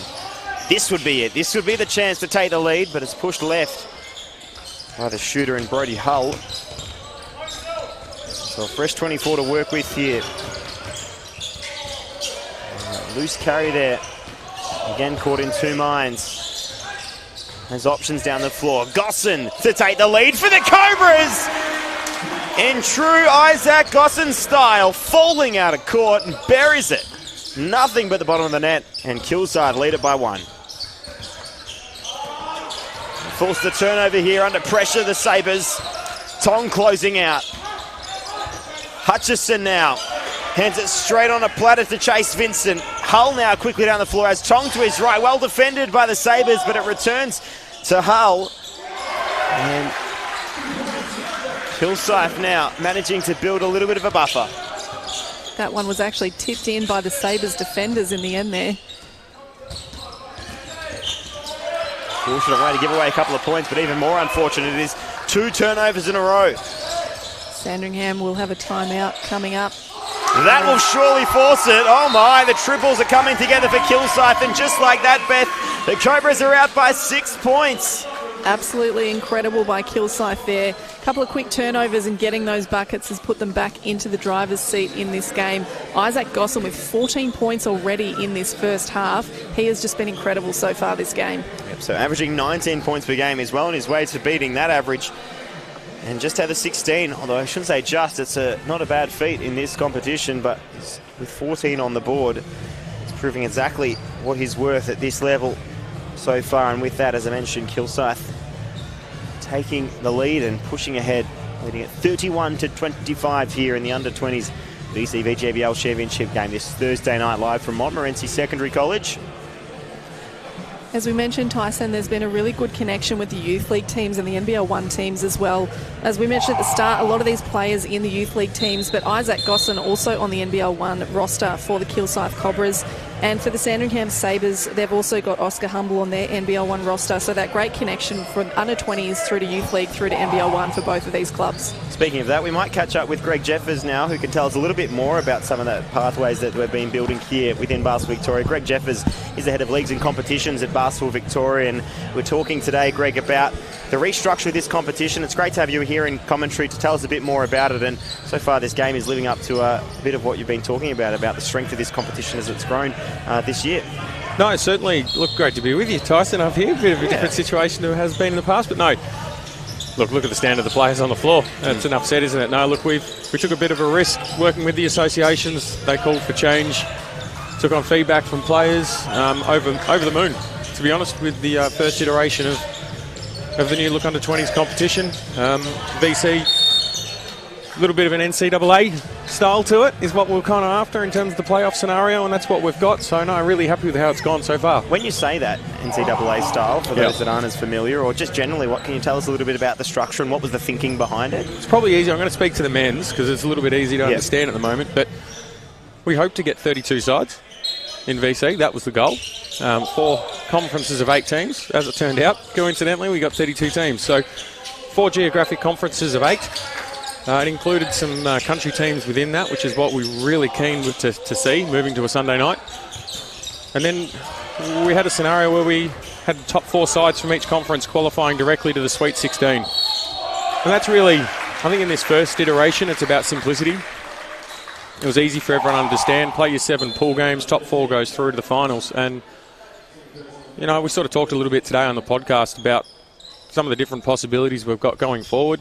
There's different regions now wanting to have their own qualifiers and maybe some cross-conference games next year to balance, you know, to start comparing conferences mid-season. And maybe then it becomes, instead of it just being top 4 from each conference, but you can sort of start ranking teams and qualifying that way. Greg, you've been involved in junior basketball, and particularly this transition point that a lot of players find themselves standing on the cliff at the end of that under-18. So what does this do in terms of bridging that gap? We've talked about how many players are in that transition space, potentially some going to Youth League, NBL 1, and others potentially leaving the sport entirely. So what's so crucial about this age group? I have, as you say, I've been in the VJBL for 24 years coaching, so I'm passionate about it and spent a lot of time around the 16s, 18s, boys and girls and youth, seniors. So what we've seen is, as everyone knows, you know, my age and older certainly recognise the sport has grown substantially, and yet there's the same opportunities, the same structures as it was 20 years ago. That doesn't make sense. It's not logical. We need to create more opportunities. The way the Friday night competition was going, we couldn't combat under 20 players with coaching and refereeing, so we had to fix that problem. Sunday nights achieves that. But we also wanted to create a situation where, what we were finding is a lot of 17, 18, 19-year-olds were committing to youth teams or to senior sides. And they were committing to that and not doing the 20s. And by doing so, a lot of players found themselves sitting on the end of the bench all season. Or if their club didn't commit to under 20s on a Friday night or they didn't get enough players, they were lost to the sport. So there's some of the issues, I guess, we're trying to solve with this new format. Of course, the VJL divisions, the lower divisions have just started themselves on a Sunday night. And all we can refer to really is the feedback from clubs, feedback from players and the team entries. And, you know, we've got as many girls under 20s or women's under 20 sides in VC than we did in the whole VJBL under 20s in the last 5 years. That speaks volumes. Yep. And then in the men's, we're almost double the number of teams. Between VC and VJL, we've doubled the number of teams competing. And that says to me we're seeing the take-up and solving a lot of the problems that have existed for the last 5 to 10 years. Definitely. Brody Hull getting upstairs there and extending the lead to 10 points. Meanwhile, here on the court, Sandringham finding a response through Oscar Humble. Finally, Greg, what else is happening in Basketball Victoria world at the moment? Plenty of the winter seasons getting underway over the last couple of weeks. It must be a busy time. You know, it's funny, we sat here and we've gone, this will be great. Under 20s get their own stage. Thursday night before Good Friday, they're on their own. It's perfect. And then we all do fixtures in the same office. Obviously, NBL 1, Big V, we're all work together. And of the two clubs that are hosting tonight, it happens to be Kilsyth and Sandringham, as it turns out. So, look, it's great. It's great. So, obviously, it's having two big doubleheader NBL 1 matches tonight is sensational. But, you know, Big V keeps ticking along. We're really happy with where Big V's at in terms of the championship divisions. We think we've got that back to where it was before the big move towards NBL 1, and that really gutted that top division. So we're really happy with that. And a full promotion relegation across senior and youth divisions, across senior divisions, and youth quals now taking place in youth. It just adds a little bit of transparency and integrity to the grading and the competition, which is what we're after.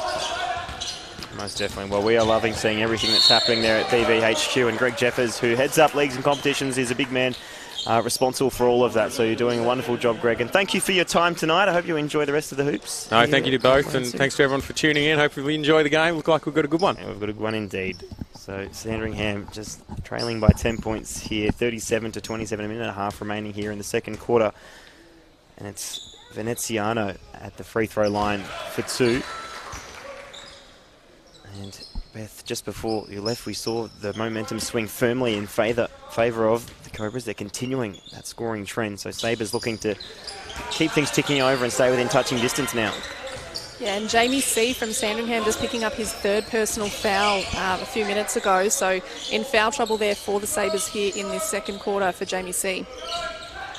Nice little back cut move here from Kilsyth, but pretty well defended by the two commanding the paint there, including Jamie C, especially not to foul. Veneziano finding a few options around the three-point line. This time it's left for Oscar Humble, who left it well short himself. Veneziano coming up with a rebound, heavily contacted. Not sure if it'll be on Vincent or Pennell. And it will be on Pennell himself, so...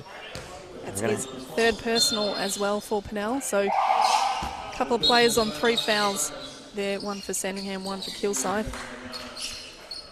So Will Gosson subs in for Pennell. Veneziano finds his way to the free throw line, and every one of these will count. Doubly important tonight in what's set to be an extraordinarily close game.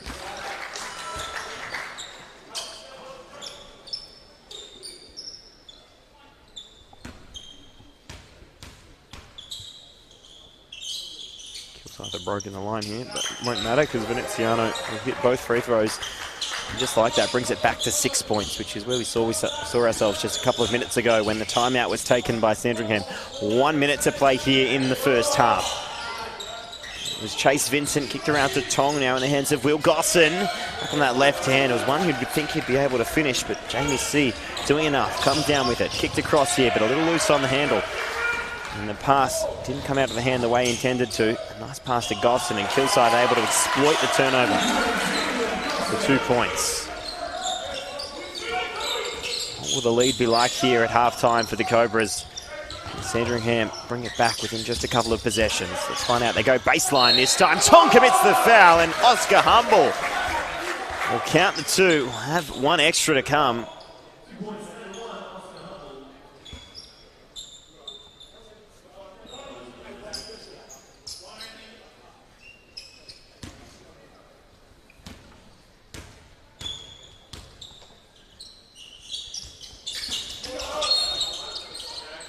Certainly pushed that one all the way into the back of the ring there, but he's been gifted with a second chance here. Kilsyth breaking the line on the rebound. And the referee just addressing the score bench briefly. They're just taking for a little bit of time, I think. 27.4 is what remains on the scoreboard here.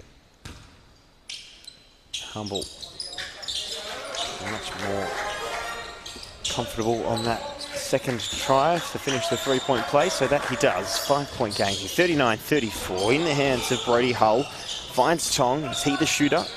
Gets it over the hand this time and makes it count. There's Alir Tong.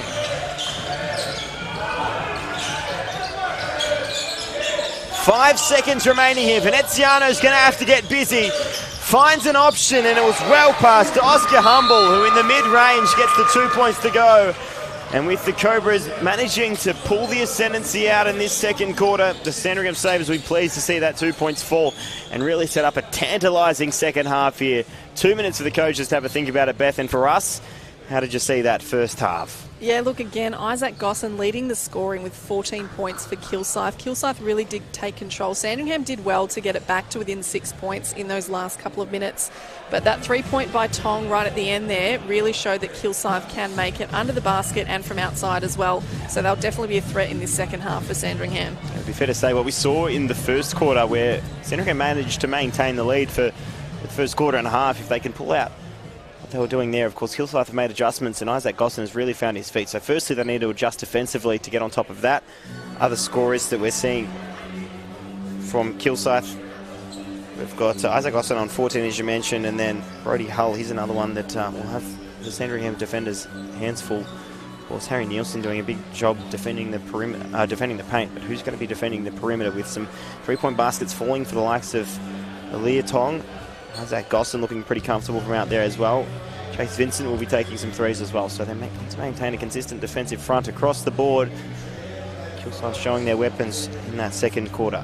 And the Sandringham leading scorer there is, of course, Harry Nielsen with 8 points. Oscar Humble with 7 points, and Zach Veneziano also with 7 points. Veneziano's 7 points, 4 of them coming from the free throw line, so he hit that 3-point early, and then all 4 of his points have come from the charity stripe since then.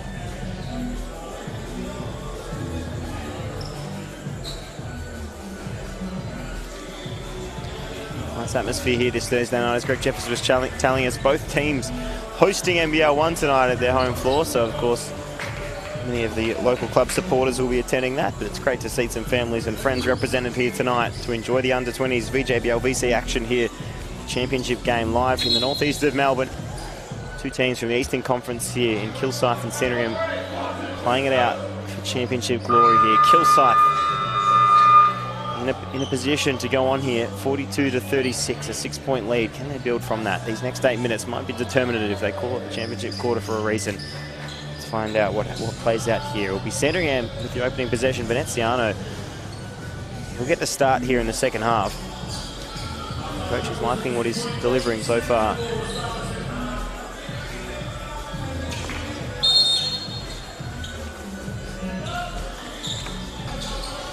Humble now, defended by Tong.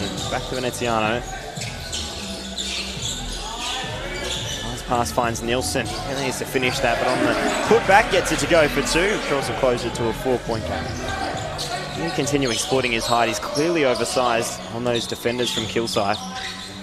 Kilsyth are going to have to make adjustments if Nielsen starts getting the ball in favourable positions under the paint. Let's see if they can do it again. Veneziano here. Gets his defender moving in the wrong direction. Kicks it out to Guevara. A big 3-point attempt. Comes down in favour of the Sabres. It was Rob Tui well placed to collect the offensive rebound. Chance to bring it back to a 1-point game. Veneziano looked okay out of the hand. Nielsen proving his ability under the basket, but really just needed to take a breath there. Instead forcing it and short-arming it. Here's Isaac Gosson now. He turned back to Brody Hull, but instead kicks it to Tong. He hit 1-3 in the first half. Looking for his second of the game. Instead, a foul's caught under the basket. I suspect it'll be Kilsyth ball because it was Gosson hitting the deck. Foul's called there on Rob Tui for Sandringham, his first personal foul.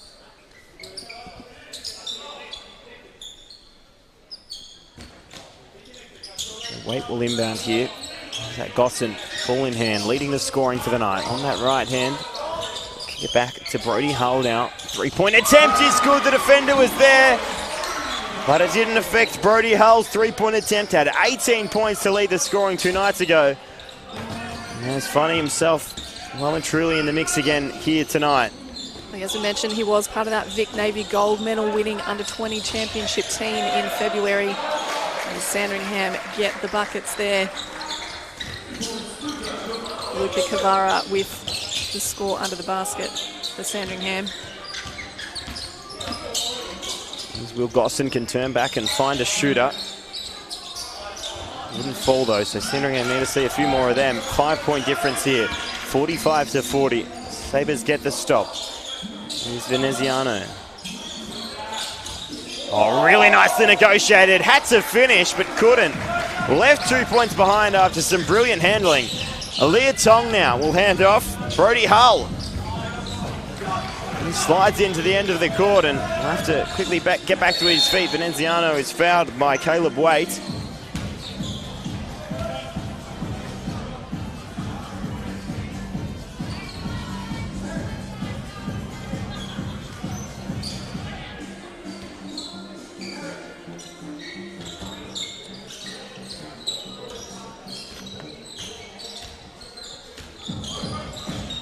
Veneziano now. Oh, really nicely done by Caleb Waite to stay in the play there. Clearly has the height advantage and blocks it out of court. Veneziano will inbound from the baseline with 12 seconds remaining here on the shot clock.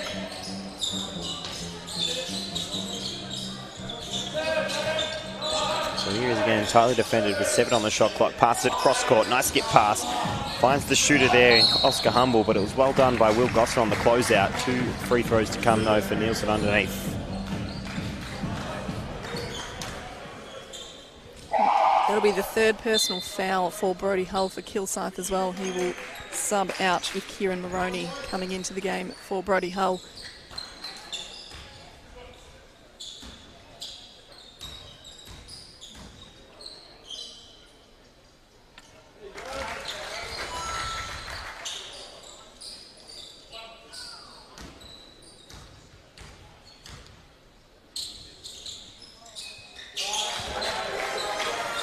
Nielsen drawing it ever closer. 3-point game here, 45-42. So Gosson, ball in hand, finds Kieran Maroney around to Aaliyah Tong looking for his second triple. Instead puts it to the floor. Can back up through the way of Will Gosson.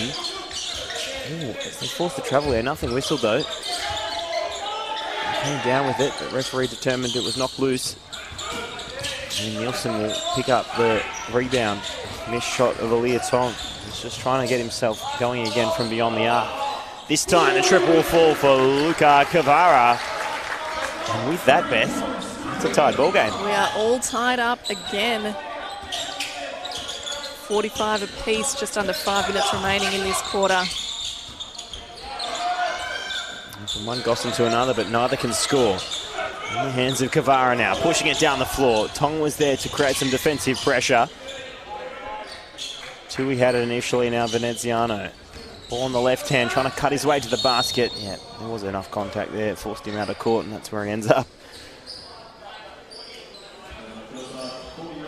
Matt Toop picking up the foul. See the return of Jamie C to the floor for Sandringham. 2nd personal foul for Matt Toop for Kilsyth.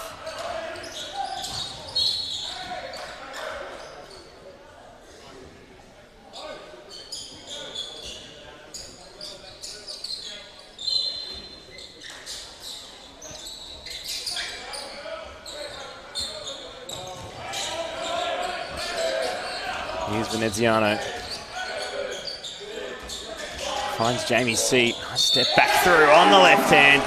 And then on the right hand, manages it to get it to go. Draws the foul. Foul called on Kieran Maroney. And with that, the Sabres, after facing almost a double-digit margin just a few minutes ago of game time, just before halftime, and now all of a sudden, a chance to be in the lead by 3 points here. If Jamie C, who's returned with foul trouble of his own, can get this one to go, and he does.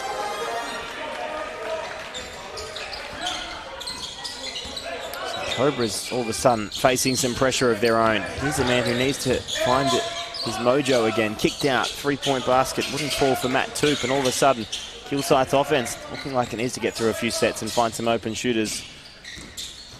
Well, interestingly, Isaac Gosson hasn't scored in this quarter. He had 14 points at halftime and has not scored in the 6 minutes of this 3rd quarter. The Sabres making some adjustments, and Gosson himself just struggling to find the bottom of the net. Jamie C under pressure, does it again! A second 3-point play for Jamie C. And this time we'll again head to the line to extend the lead beyond 5 points. He had 3 fouls. The coach takes the risk, sends him back out there, and has been absolutely paying off, and then some. Kieran Maroney sitting down for Kilsyth with 2 fouls. Wearing the pretty and pink shoes, Jamie C gets the free throw to go, completes 2 3-point plays. We'll see some subs here, including Isaac Gosson, a man who hasn't scored in this 3rd quarter after 14 points, as you mentioned, in the first half, heading to the bench. We see the return of Chase Vincent, ball in hand. Here he is, will hand off. Matt Toop can find Aaliyah Tong, trying to get some space in the paint. Puts himself in under pressure really in the end without creating a whole lot, and I just have to feel like the creativity from Kilsyth's offense right now has really lost its spark right now as we find more shooting from Luka Kavara, this time not falling, but they've got to find an easy score here, Kilsyth. They clearly are undersized in a lot of positions against these Sandringham scorers. They can't rely on the three-point shot, though. It's not falling at the moment. Will that be the one? That couldn't have been any more close to falling out, but managed to fall on the right side of the rim for Matt Toop. Managed to split the defence there and go straight through the middle too, leaving it wide open there for the layup. But as you say, it did look like it wasn't going to fall, but lucky shot there for the Cobras to get that one to fall. Maziano pretty much throws himself on the ground. And in the end, we'll be glad to see it return to Sabres ball. Not the most attractive offence we've seen on the evening. Aiden McFarlane returning here for the Sabres. And Veneziano will be inbounding from the baseline. 8 seconds remaining here on the shot clock. And so I can't help but feel like that two-point basket we saw just a moment ago for Kilsyth is going to be so extraordinarily important. And how about that from Jamie C, who turns to the Kilsyth coach and blows him a kiss? He can do three-point plays, or he can just do it the easy way with 3 points straight from beyond the arc. And he was quite happy to let the Cobras coach know about it too. Kilsyth finding a return bucket. I'm loving what Jamie C is putting on display right now, though. Can he get the ball back in his hands? He's right where he was last time. A mere metre in front of the coach. That should probably be an unsportsmanlike. He pulled him down. The referees will likely confer. Leah Tong committing the foul. A heavy foul at a minimum. Referees will have a moment to chat about it, but he had slid past the shooter and then more or less grabbed him and dragged him to the ground. So I wouldn't be entirely surprised to see an upgrade here, or an unsportsmanlike, and it is. It's an unsportsmanlike foul, so we'll see shots and possession to come for Aiden McFarlane. We were talking about Jamie C before. He does have 9 points now for the game, and he really has been crucial in this third quarter here for Sandringham to get them back in the lead. Just wonder if all 9 of them, they've probably come in this third quarter. I think the 2 3-point plays, the 3-point basket. Absolutely has, yes. A big part of Sandringham's resurgence here. Of the 18 points, he's scored half of them here in the third quarter. And Sandringham leading the scoring. Being on this free throw, 20-7 here in the third quarter. So it was a tied first quarter. Kilsyth won the second quarter by 6 points. Sandringham putting on a dominant display here in the third, 20-7, just 7 points for Kilsyth, including nothing so far from their star player in Isaac Gosson just yet. Will he find himself a few buckets to close out these last couple of minutes? Returns to the floor here, and here he is defending. Oscar Humble, ball in hand, time running out quickly. The shot gets away by Luca Kavara. But with time running out on the shot clock, falls in favour of Kilsyth. They need to score here to Kilsyth. They force the travel, no. He manages to get it over the defender, and Brody Hull does exactly what they needed. Find an easy score and get himself to 14 points. Here's Jamie C. Turn back and find Aiden McFarlane. Had Oscar Humble to his left, but goes it alone, and why wouldn't you? Aiden McFarlane buries the triple and extends the lead out to 8 points. 59-51, a minute and change remaining here in the third quarter. Said going into this one that this quarter will be decisive, and maybe it has proven exactly that, but Kilsyth will not go down without a fight. This time, Zach Purnell in front of the opposition bench gives them a taste of their own medicine. A minute to play here in the third quarter. A defining last minute, perhaps. Here's Sandringham with the ball in hand, high in the forward half. Jamie C can hand it around to Aiden McFarlane, mid-range bucket, left short with 4 seconds remaining on the shot clock. 5-point game now. Kilsyth can hand off.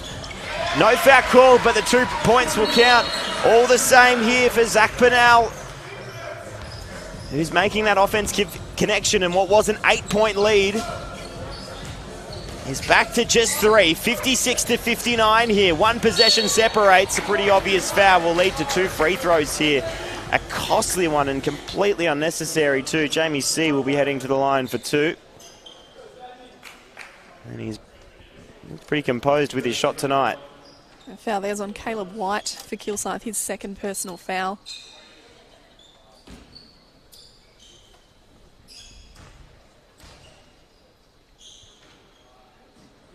But he does leave one behind here, so a reprieve for Kilsyth.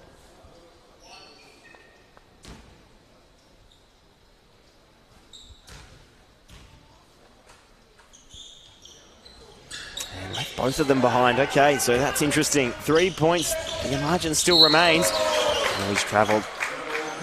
He's travelled on the takeoff. Chase Vincent. Sandringham gifted a possession here. And shot clock beats game clock by 4 seconds here. So if they go early, give Kilsyth an opportunity. And that looks like exactly what they're going to do. That's going to be an offensive foul. And it was Isaac Gosson well placed. He did exactly what he needed to do to make sure the referee saw it too. And it just wasn't necessary. That's probably that's where you run through your full 24, give Kilsyth a really limited opportunity. You run through your set and find the shooter late in the shot clock. But instead, they've given Kilsyth an almost 20-second possession here to work with, and a chance with that to tie it up. Let's find out what happens here. Particularly when Sandringham are in the lead as well, to give Kilsyth an opportunity to get back in it. They really did need to use that game clock. They had 3 chances, and it's a 3-point play, Beth. You were saying they've given them opportunity, and they had 3 chances. And the offensive rebounds kept falling, and in the end, we've got a free throw to come to tie it up. Yeah, Sandringham still had 19 seconds left on that shot clock when they put that shot up. And, you know, maybe he was trying to draw the foul himself, but got called for that offensive foul and gives Kilsyth an opportunity, as you say, to tie the game up here just before three-quarter time. Brody Hull makes the shot. We've got a tie ball game, 2 seconds remaining. The full court heave here, not in line, so 59 apiece here. 8-point lead it was for Sandringham just a few minutes ago. Kilsyth finding their mojo again, and it wasn't necessarily done in a pretty fashion. They just were finding some shots under the basket, getting in the right positions.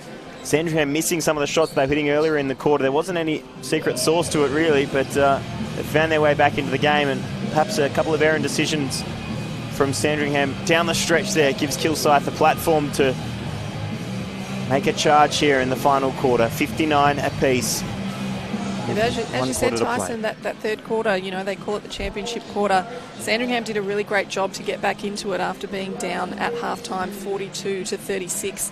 So they've now got an opportunity. The game's all tied up again. They did have the lead in that third quarter, but, you know, we're back to square one now. Games are tied. It's 1 quarter left to play. Who is going to take out the championship here in the under-20 VJBL finals? Those that have just joined us, but take us back to round 1. It was the first game these two met each other, and this is the story we've seen ever since then, right? Absolutely. Round 1, Kilsyth versus Sandringham. It was 83 apiece in that game. Of course, no overtime in the regular season, so it was a draw for these teams. Now, if we have a draw at the end of this game, we will, of course, go into overtime because we do have to get a winner here tonight, but it's been a close game so far, and no doubt we'll see another close matchup in this final quarter. Didn't ask if we get paid overtime, but maybe we'll find out later tonight. 59 it is, so it was tied up at the end of quarter time, 20 apiece. It's tied up here at three-quarter time, so Kilsyth win the second quarter 22-16. Sandringham win the third quarter 23-17. And now, who will win this final quarter? That will determine the under-20 VJBL champion these next 8 minutes. Kilsyth with the ball in hand, get us underway here. 8 minutes to decide it all. In the corner, an opening three-point attempt is good for Zach Purnell, who in the last 5 minutes has gone to another level. Couple of threes under the basket, scoring as well. And he gets the ball rolling here in the final period with the opening delivery. Sandringham through Cohen Phillips. Pushed it well long. Does he go again here? Puts it to the floor instead, kicks it out. Here's Vincent for 3. Oh yes! Back-to-back triples for Kilsyth. Well, that's the way you want to start the fourth quarter if you're looking to win this game, absolutely. Going 6 points up in the opening minute. It's a 14-point swing from halfway through the third quarter where Sandringham led by 8 points. Sandringham finding the bucket though. And all of a sudden you're starting to see where their scoring was lacking there in that start of that third quarter. Firstly, the outside shooting, which got him in that winning position in the first half, and then the likes of Brody Hull connecting in the mid-range. Up to 19 points now. Leading the scoring. Well defended as well. Eddie McFarlane could do little, but throw it straight into the hands of Zach Purnell, who's doing it all right now. Brody Hull steps into the triple. 6-point game, 67-61. Pressure back on Sandringham now. Jamie C had his moment in the third quarter. Will he find it again here in the fourth? He blew a kiss to the Kilsyth coach after he hit a three. That's how confident he is feeling. But right now his team is struggling. They get the foul call. It's going to be whistled on Brody Hull. It'll be his fourth personal foul. But he will stay out on the floor. He's been incredible. He was really great in that third quarter there. 8 points in the third quarter for Kilsyth. So coach taking the risk of leaving him out there with 4 fouls. Here's an opportunity for Sandringham. Oh gosh, it came close. His bench were ready. Couldn't get it to fall. With Cohen Phillips. Here's Hull staying out, was heavily contacted. He's grabbed from a few different directions, and in the end the foul whistled on Rob Tui. His second personal foul. See Harry Nielsen really feeling the physicality of the game here tonight.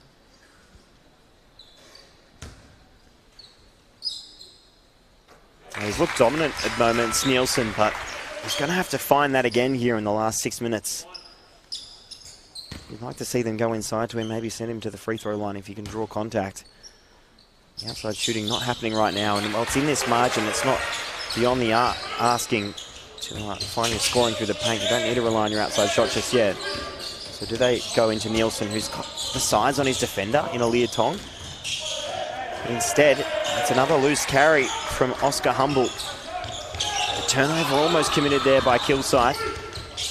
To back out on the three-point line is Isaac Gosson. That is never going to miss for the leading scorer in the league, who pushes it out beyond double digits. Great find there by Hull. He had a couple of options, but knew just where he wanted to get it to get that shot to drop.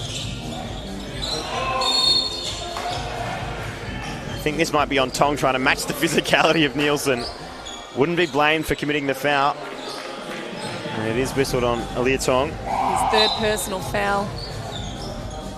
Timeout is called by Sandringham as Kilsyth lead 72-61 here in this final quarter. Just over 5 minutes left to play, an 11-point game. Sandringham have got some work to do in this last half of this quarter here, Tyson. Harry Nielsen looking a little proppy heading off the bench there. He's clearly feeling the physicality right now. As you're talking about, looks like some pressure on his left knee at the moment, just making him feeling a little bit proppy indeed. But I think that was from the foul earlier on Brody Hull where the two collided and just knocked his knee there. That's where he sort of looked to pull up a little bit sore.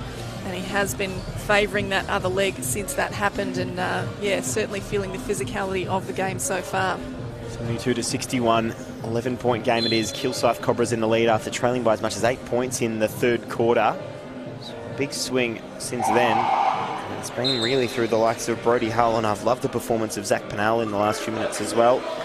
Probably for the last 8 minutes of game time. Brody Hull up to 21 points. Isaac Gosson had 14 in the first half, has added 3 in the second. Chase Vincent making a contribution of his own of 10 points.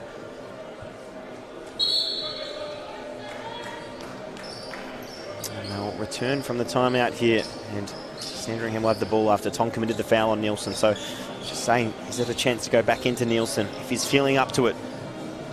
They get themselves set in the position for a sideline out-of-bounds play. Meziano will receive it, and they enter into their play now. Nielsen getting increasingly high up the court, will roll towards the cup, kicked around, the three-point shot from Cohen Phillips. Really, you wanted to see that fall if they want to give themselves a chance here. 5 minutes and change remaining here, final period. Yeah, nice play there from Isaac Gosson to find an open shot, but he's given Sandringham an opportunity here. 11-point game it is. They need to find a score and find it quickly though. Veneziano. Calm and composed with the ball in hand. Nielsen will go back to Veneziano, but where's the scoring? Who are they turning to? Will it be this man, Nielsen? He's got to get busy, and he does. We need to see more of that. Got to get it into him. Got to get him well placed, because that's what he's capable of. He's comfortable in that position, especially with the defenders undersized, and he ends up with it again. Nicely done by Oscar Humble. Sandringham looking to connect again on the transition play. They turn to a Cohen Phillips 3 instead, kick it out. Find another corner open shooter, but instead they kick it around here. They're being selective with their shot choice, which is not necessarily a bad idea. Veneziano from 3, and he gets it to go in off the bank. Veneziano with probably not the most graceful 3 out of their hand, but it all counts the same. Yeah, Veneziano hitting that triple there puts him up to 10 points for Sandringham, as Isaac Gosson gets another basket for Kilsyth. So the lead's still at 8 points. Oh, both teams starting to quibble with the referees slightly at both ends. As Nielsen meets him at the summit and sends that one packing. 8-point game here. They've got to get another stop here, the Sabres. Well, we said Nielsen was going to be the difference, and he has been so far with that basket down the other end and the defensive block down this end. Getting those rebounds as well is crucial. As you say, outsizing the Kilsyth Cobras players.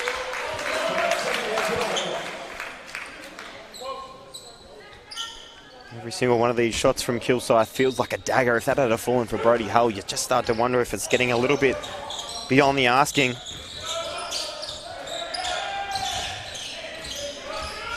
So here's Rob Toohey. Another turnover. Oh, Aaliyah Tong didn't see it coming. This will be a chance.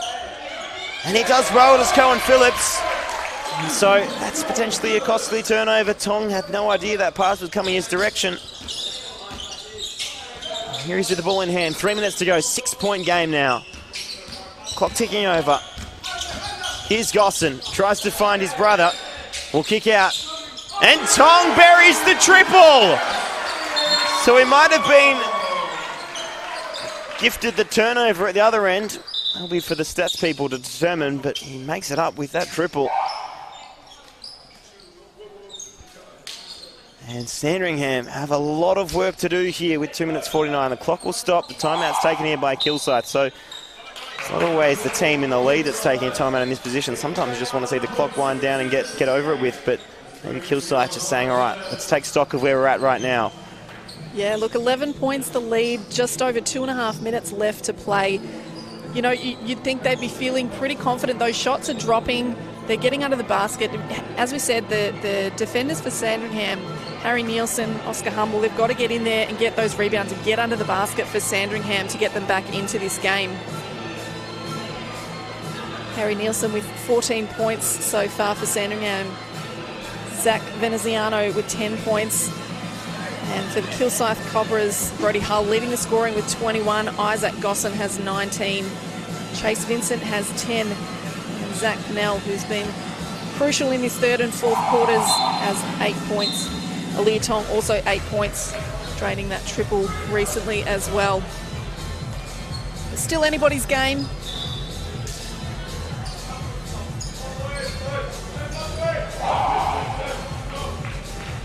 So both coaches drawing up some final plays here. 2 minutes 49 remaining.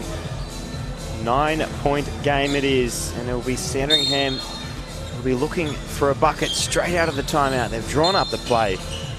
Just wonder if it's Nielsen who'll be the recipient here. He's going to come up and set the high pick again. And they'll pass it off, so he's on the weak side at the moment. Here he is to set the screen. He'll roll towards the basket. A good rotation from Kilsyth. Puts him under pressure, and Tong gets back to be the favourable defender, but it's Veneziano! He says, I don't care what's happening inside the three-point line, just focus on the outside the three-point line, buries the triple, brings it back to 6 points, the difference. He's at 2 crucial 3 points for Sandringham, but Chase Vincent will go straight to the basket for 2 points for Kilsyth. That's a backcourt violation for Sandringham. Just a bit of a brain fade there for Harry Nielsen. Passing it into the backcourt, it'll give Kilsyth back the ball. Just a couple of really costly errors there in a row there for Sandringham. Firstly, just leaving the man to his own devices on the cut to the basket, and then backcourt violation at all time is pretty unfavourable, but even more so with 2 minutes to go in the championship game. The three-point basket left well sought. Got to give it up for Veneziano, though. He's just fighting for everything right now. Ball kicked to the corner. Cohen Phillips for 3. Buries it! And keeps Sandringham in the conversation. 2 minutes to play. Elliot Tong now. Nothing whistled, except what's coming is a flop violation. Or a flop warning at the very least. Veneziano, that pass almost turned into a turnover. This is a huge moment. That catches nothing but iron for Cohen Phillips, who's been that spot-up shooter in the corner through much of this second half. They're over-defending now here, Sandringham. They're sensing the urgency. Shot clock ticks down to 12. They don't want to foul now. Let time expire here on this possession. Gosson, yeah, it's going to be an offensive foul. Stuck the elbow out. And it's going to be Brody Hull, who's been enormous tonight. That is his 5th personal foul. So Brody Hull will exit the game with 21 points for Kilsyth. And that could be critical for the Kilsyth Cobras. A timeout will be taken by the Sandringham Sabres. Brody Hull with 5 fouls. He has been crucial in this game for the Cobras.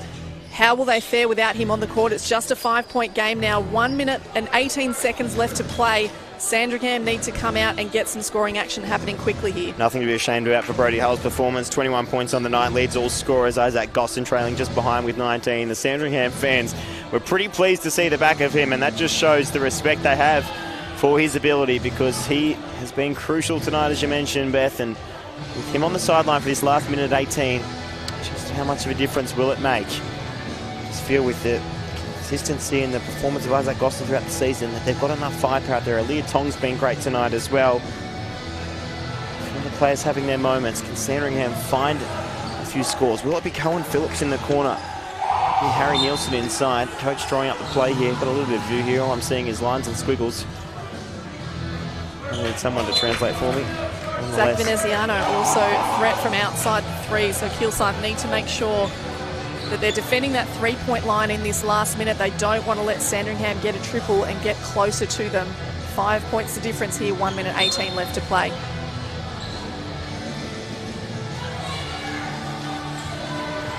$79-74, a minute 18 to play here. Sideline ball for the Sabres.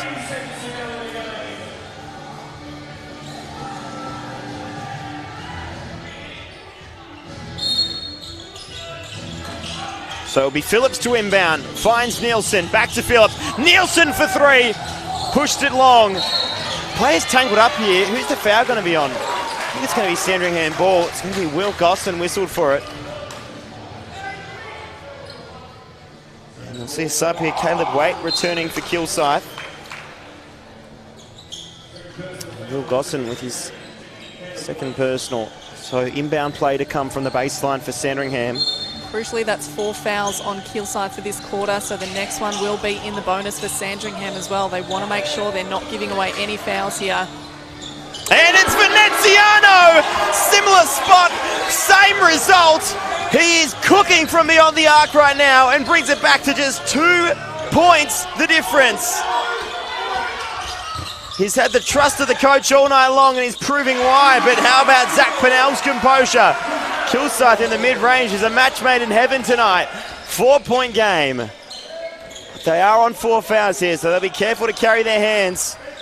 Here's McFarlane. Kicked around. Big shot. Left short, though, by Cohen Phillips. And it's Chase Vincent trying to draw the contact. And here's Nielsen. Needs to be careful to keep his pivot foot. 24 remaining. Lucky not to get called for a travel there for sure. Sandringham have got it. Desperate play finds Oscar Humble for 3. That one had to fall, and it's going to be a foul on the floor here. A pushing foul on the rebound. There's been a lot of body contact, and referees probably doing well to let both teams throw their weight around. But there was just enough there for the referee to pull that one up. And with that, a timeout taken here by Sandringham. Kilsyth will have possession, 14 on the game clock, a 4-point game. Potentially 14 seconds away from a championship here for the Cobras. Well, some really great shots there by Zach Veneziano for Sandringham. He's got 16 points for the game, 9 of those coming in this last quarter. So he really has been a shot maker for Sandringham in this final quarter here. But it's probably just not enough. 4 points, 14 seconds with a Kilsyth possession. They're going to have to pull out something special to get something happening and potentially even send this game to OT. As we talked about, potentially some bonus basketball if they can get it done. But I think it's Kilsyth's game to lose at this point. if Sandringham do get the possession for Kilsyth, not to be overzealous on the defending. Of course, with a 4-point game, I hope that's enough of a margin, but not necessarily.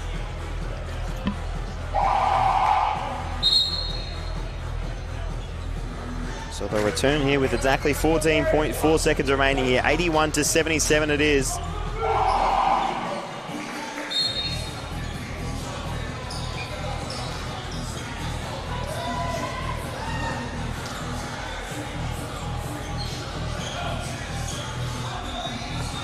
So Kilsyth will have the possession. Zach Pennell to inbound. Are they 14 seconds away from a championship? Here we go. Sandringham, they've got fouls to give here. They've turned it over.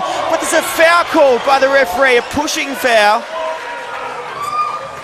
And it's Nielsen, who thought he'd come up with a golden chest on that occasion, but instead it's whistled for the foul instead. So Kilsyth get 1.4 seconds off the board and have 13 to work with now.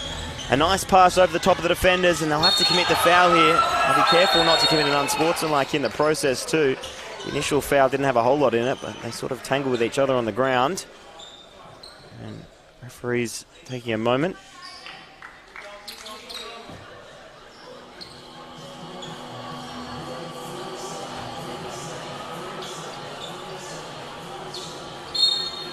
Be a regulation foul here on Aidan McFarlane. He's got to defend the inbound here. It's gone up to 14 fouls. Briefly read 2 just a moment ago. Nonetheless, up to 14 fouls. Both teams in the bonus now, so they'll send each other the free throw line. Oh, did he step on the halfway line there? Almost. It's the foul called, so we'll see free throws here for Isaac Gosson, who should feel pretty comfortable at the free throw line, as he has been throughout the season.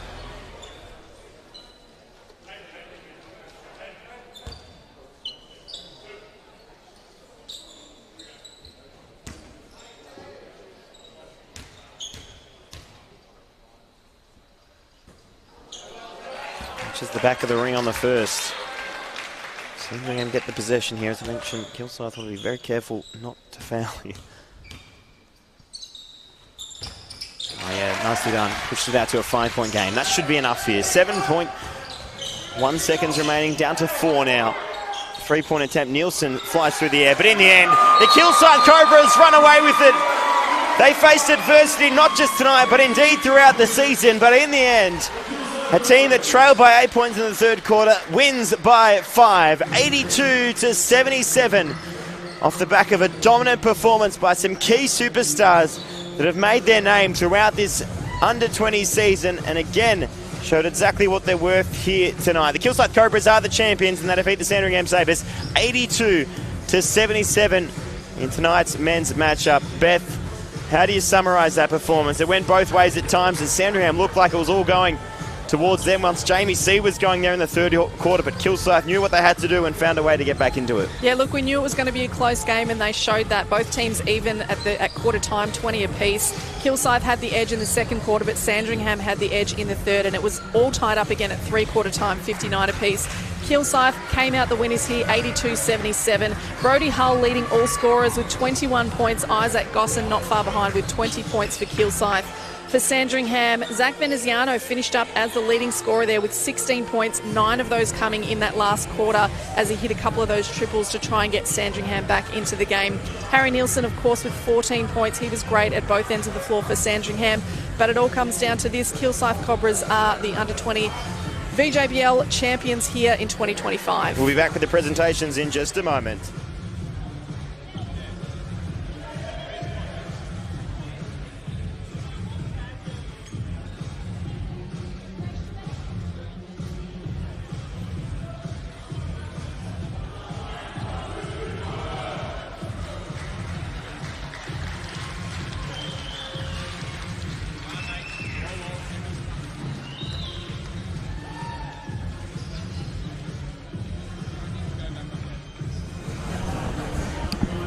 Teams reflecting on what's been a wonderful display of basketball here tonight. It was 83 apiece or 87 apiece in that opening? 83 apiece in the opening round for both teams. Another close game here tonight, but Kilsyth coming out the 5-point winners.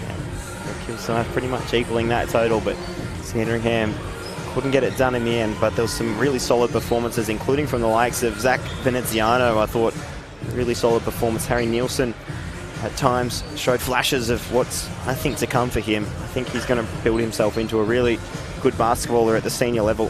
One to keep an eye on. And some other players as well from both teams making their contribution. Leah Tong hit some big shots. And I thought Zach Pennell had a really big role to play as well in the third quarter. And they found their way back into the game. Yeah, again, Harry Nielsen contributing across all 4 quarters there for the Sabres. Jamie C really caught fire in that third quarter. Finished with 9 points, but all 9 of his points came in that third quarter again to get the Sabres back into it and force that tied ball game at three-quarter time, being 59 apiece. And so in the end, Kilsyth win the final quarter, 23-18. So that's what it took for Kilsyth to come out victors here tonight. The presentation, as I mentioned, just a few moments away. The team are tallying the MVP vote count, so you'll see who has won that one out tonight as well in just a moment. And the MC preparing to get in position for the presentation, which is just moments away.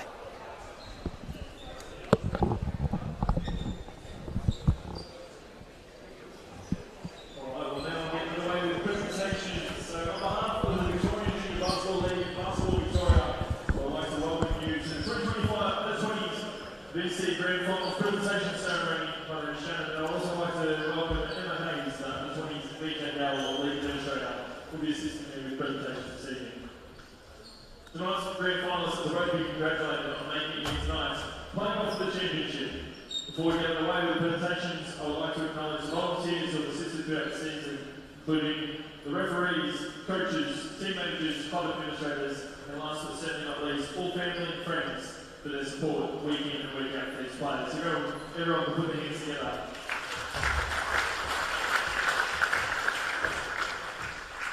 I would now like to call on the coach of the runners-up team, the Sandringham Sabres, to say a few words.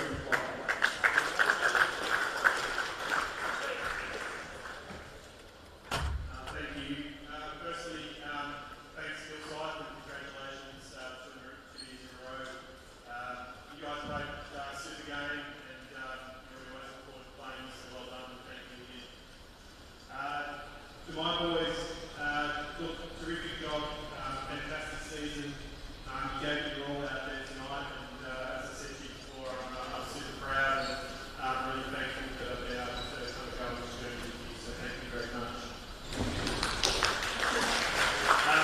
To our team manager, Rach over there, thank you Rach for all the work that you've done over the season, much appreciated. To assistant coach, Cal, so thank you Cal for the last couple of games. And to Key, who unfortunately couldn't be with us tonight, so thank you to both of those guys. Thank you, Basketball Victoria, as well. Terrific new format, and really enjoyable, so thank you for taking the risk and going to the path.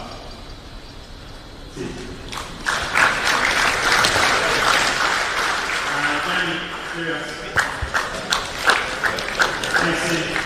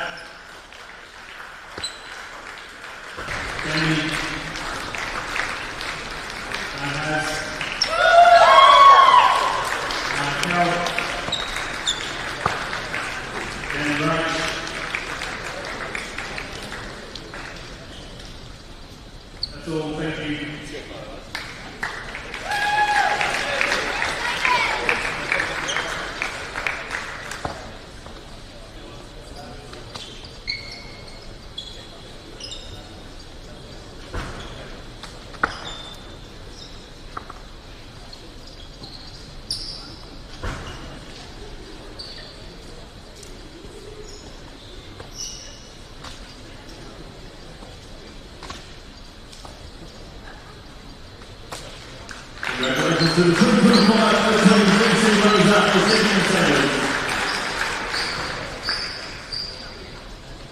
It is now time to present our grand final MVP award voted on by tonight's panel. The results show total 20 points to a 2025 under 20s BC MVP goes to number 1 of Hillside, Isaac Gosling.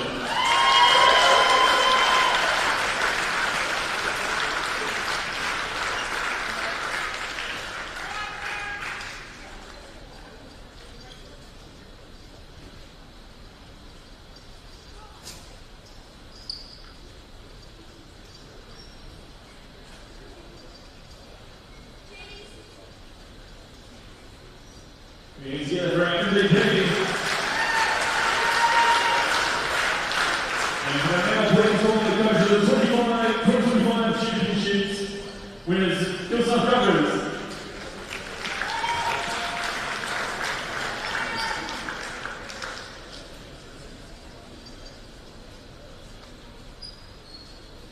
Firstly, Sandringham, through the season.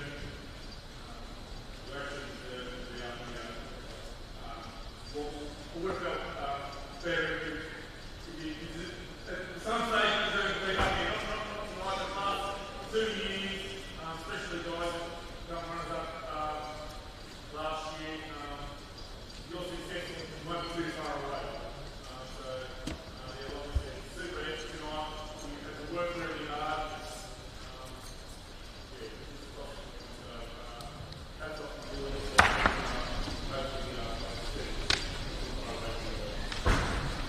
Well, boys, certainly started the season one of the great of the life. We did straight to the finals and we played our best game last week. Really appreciate the efforts. Assistant coach, team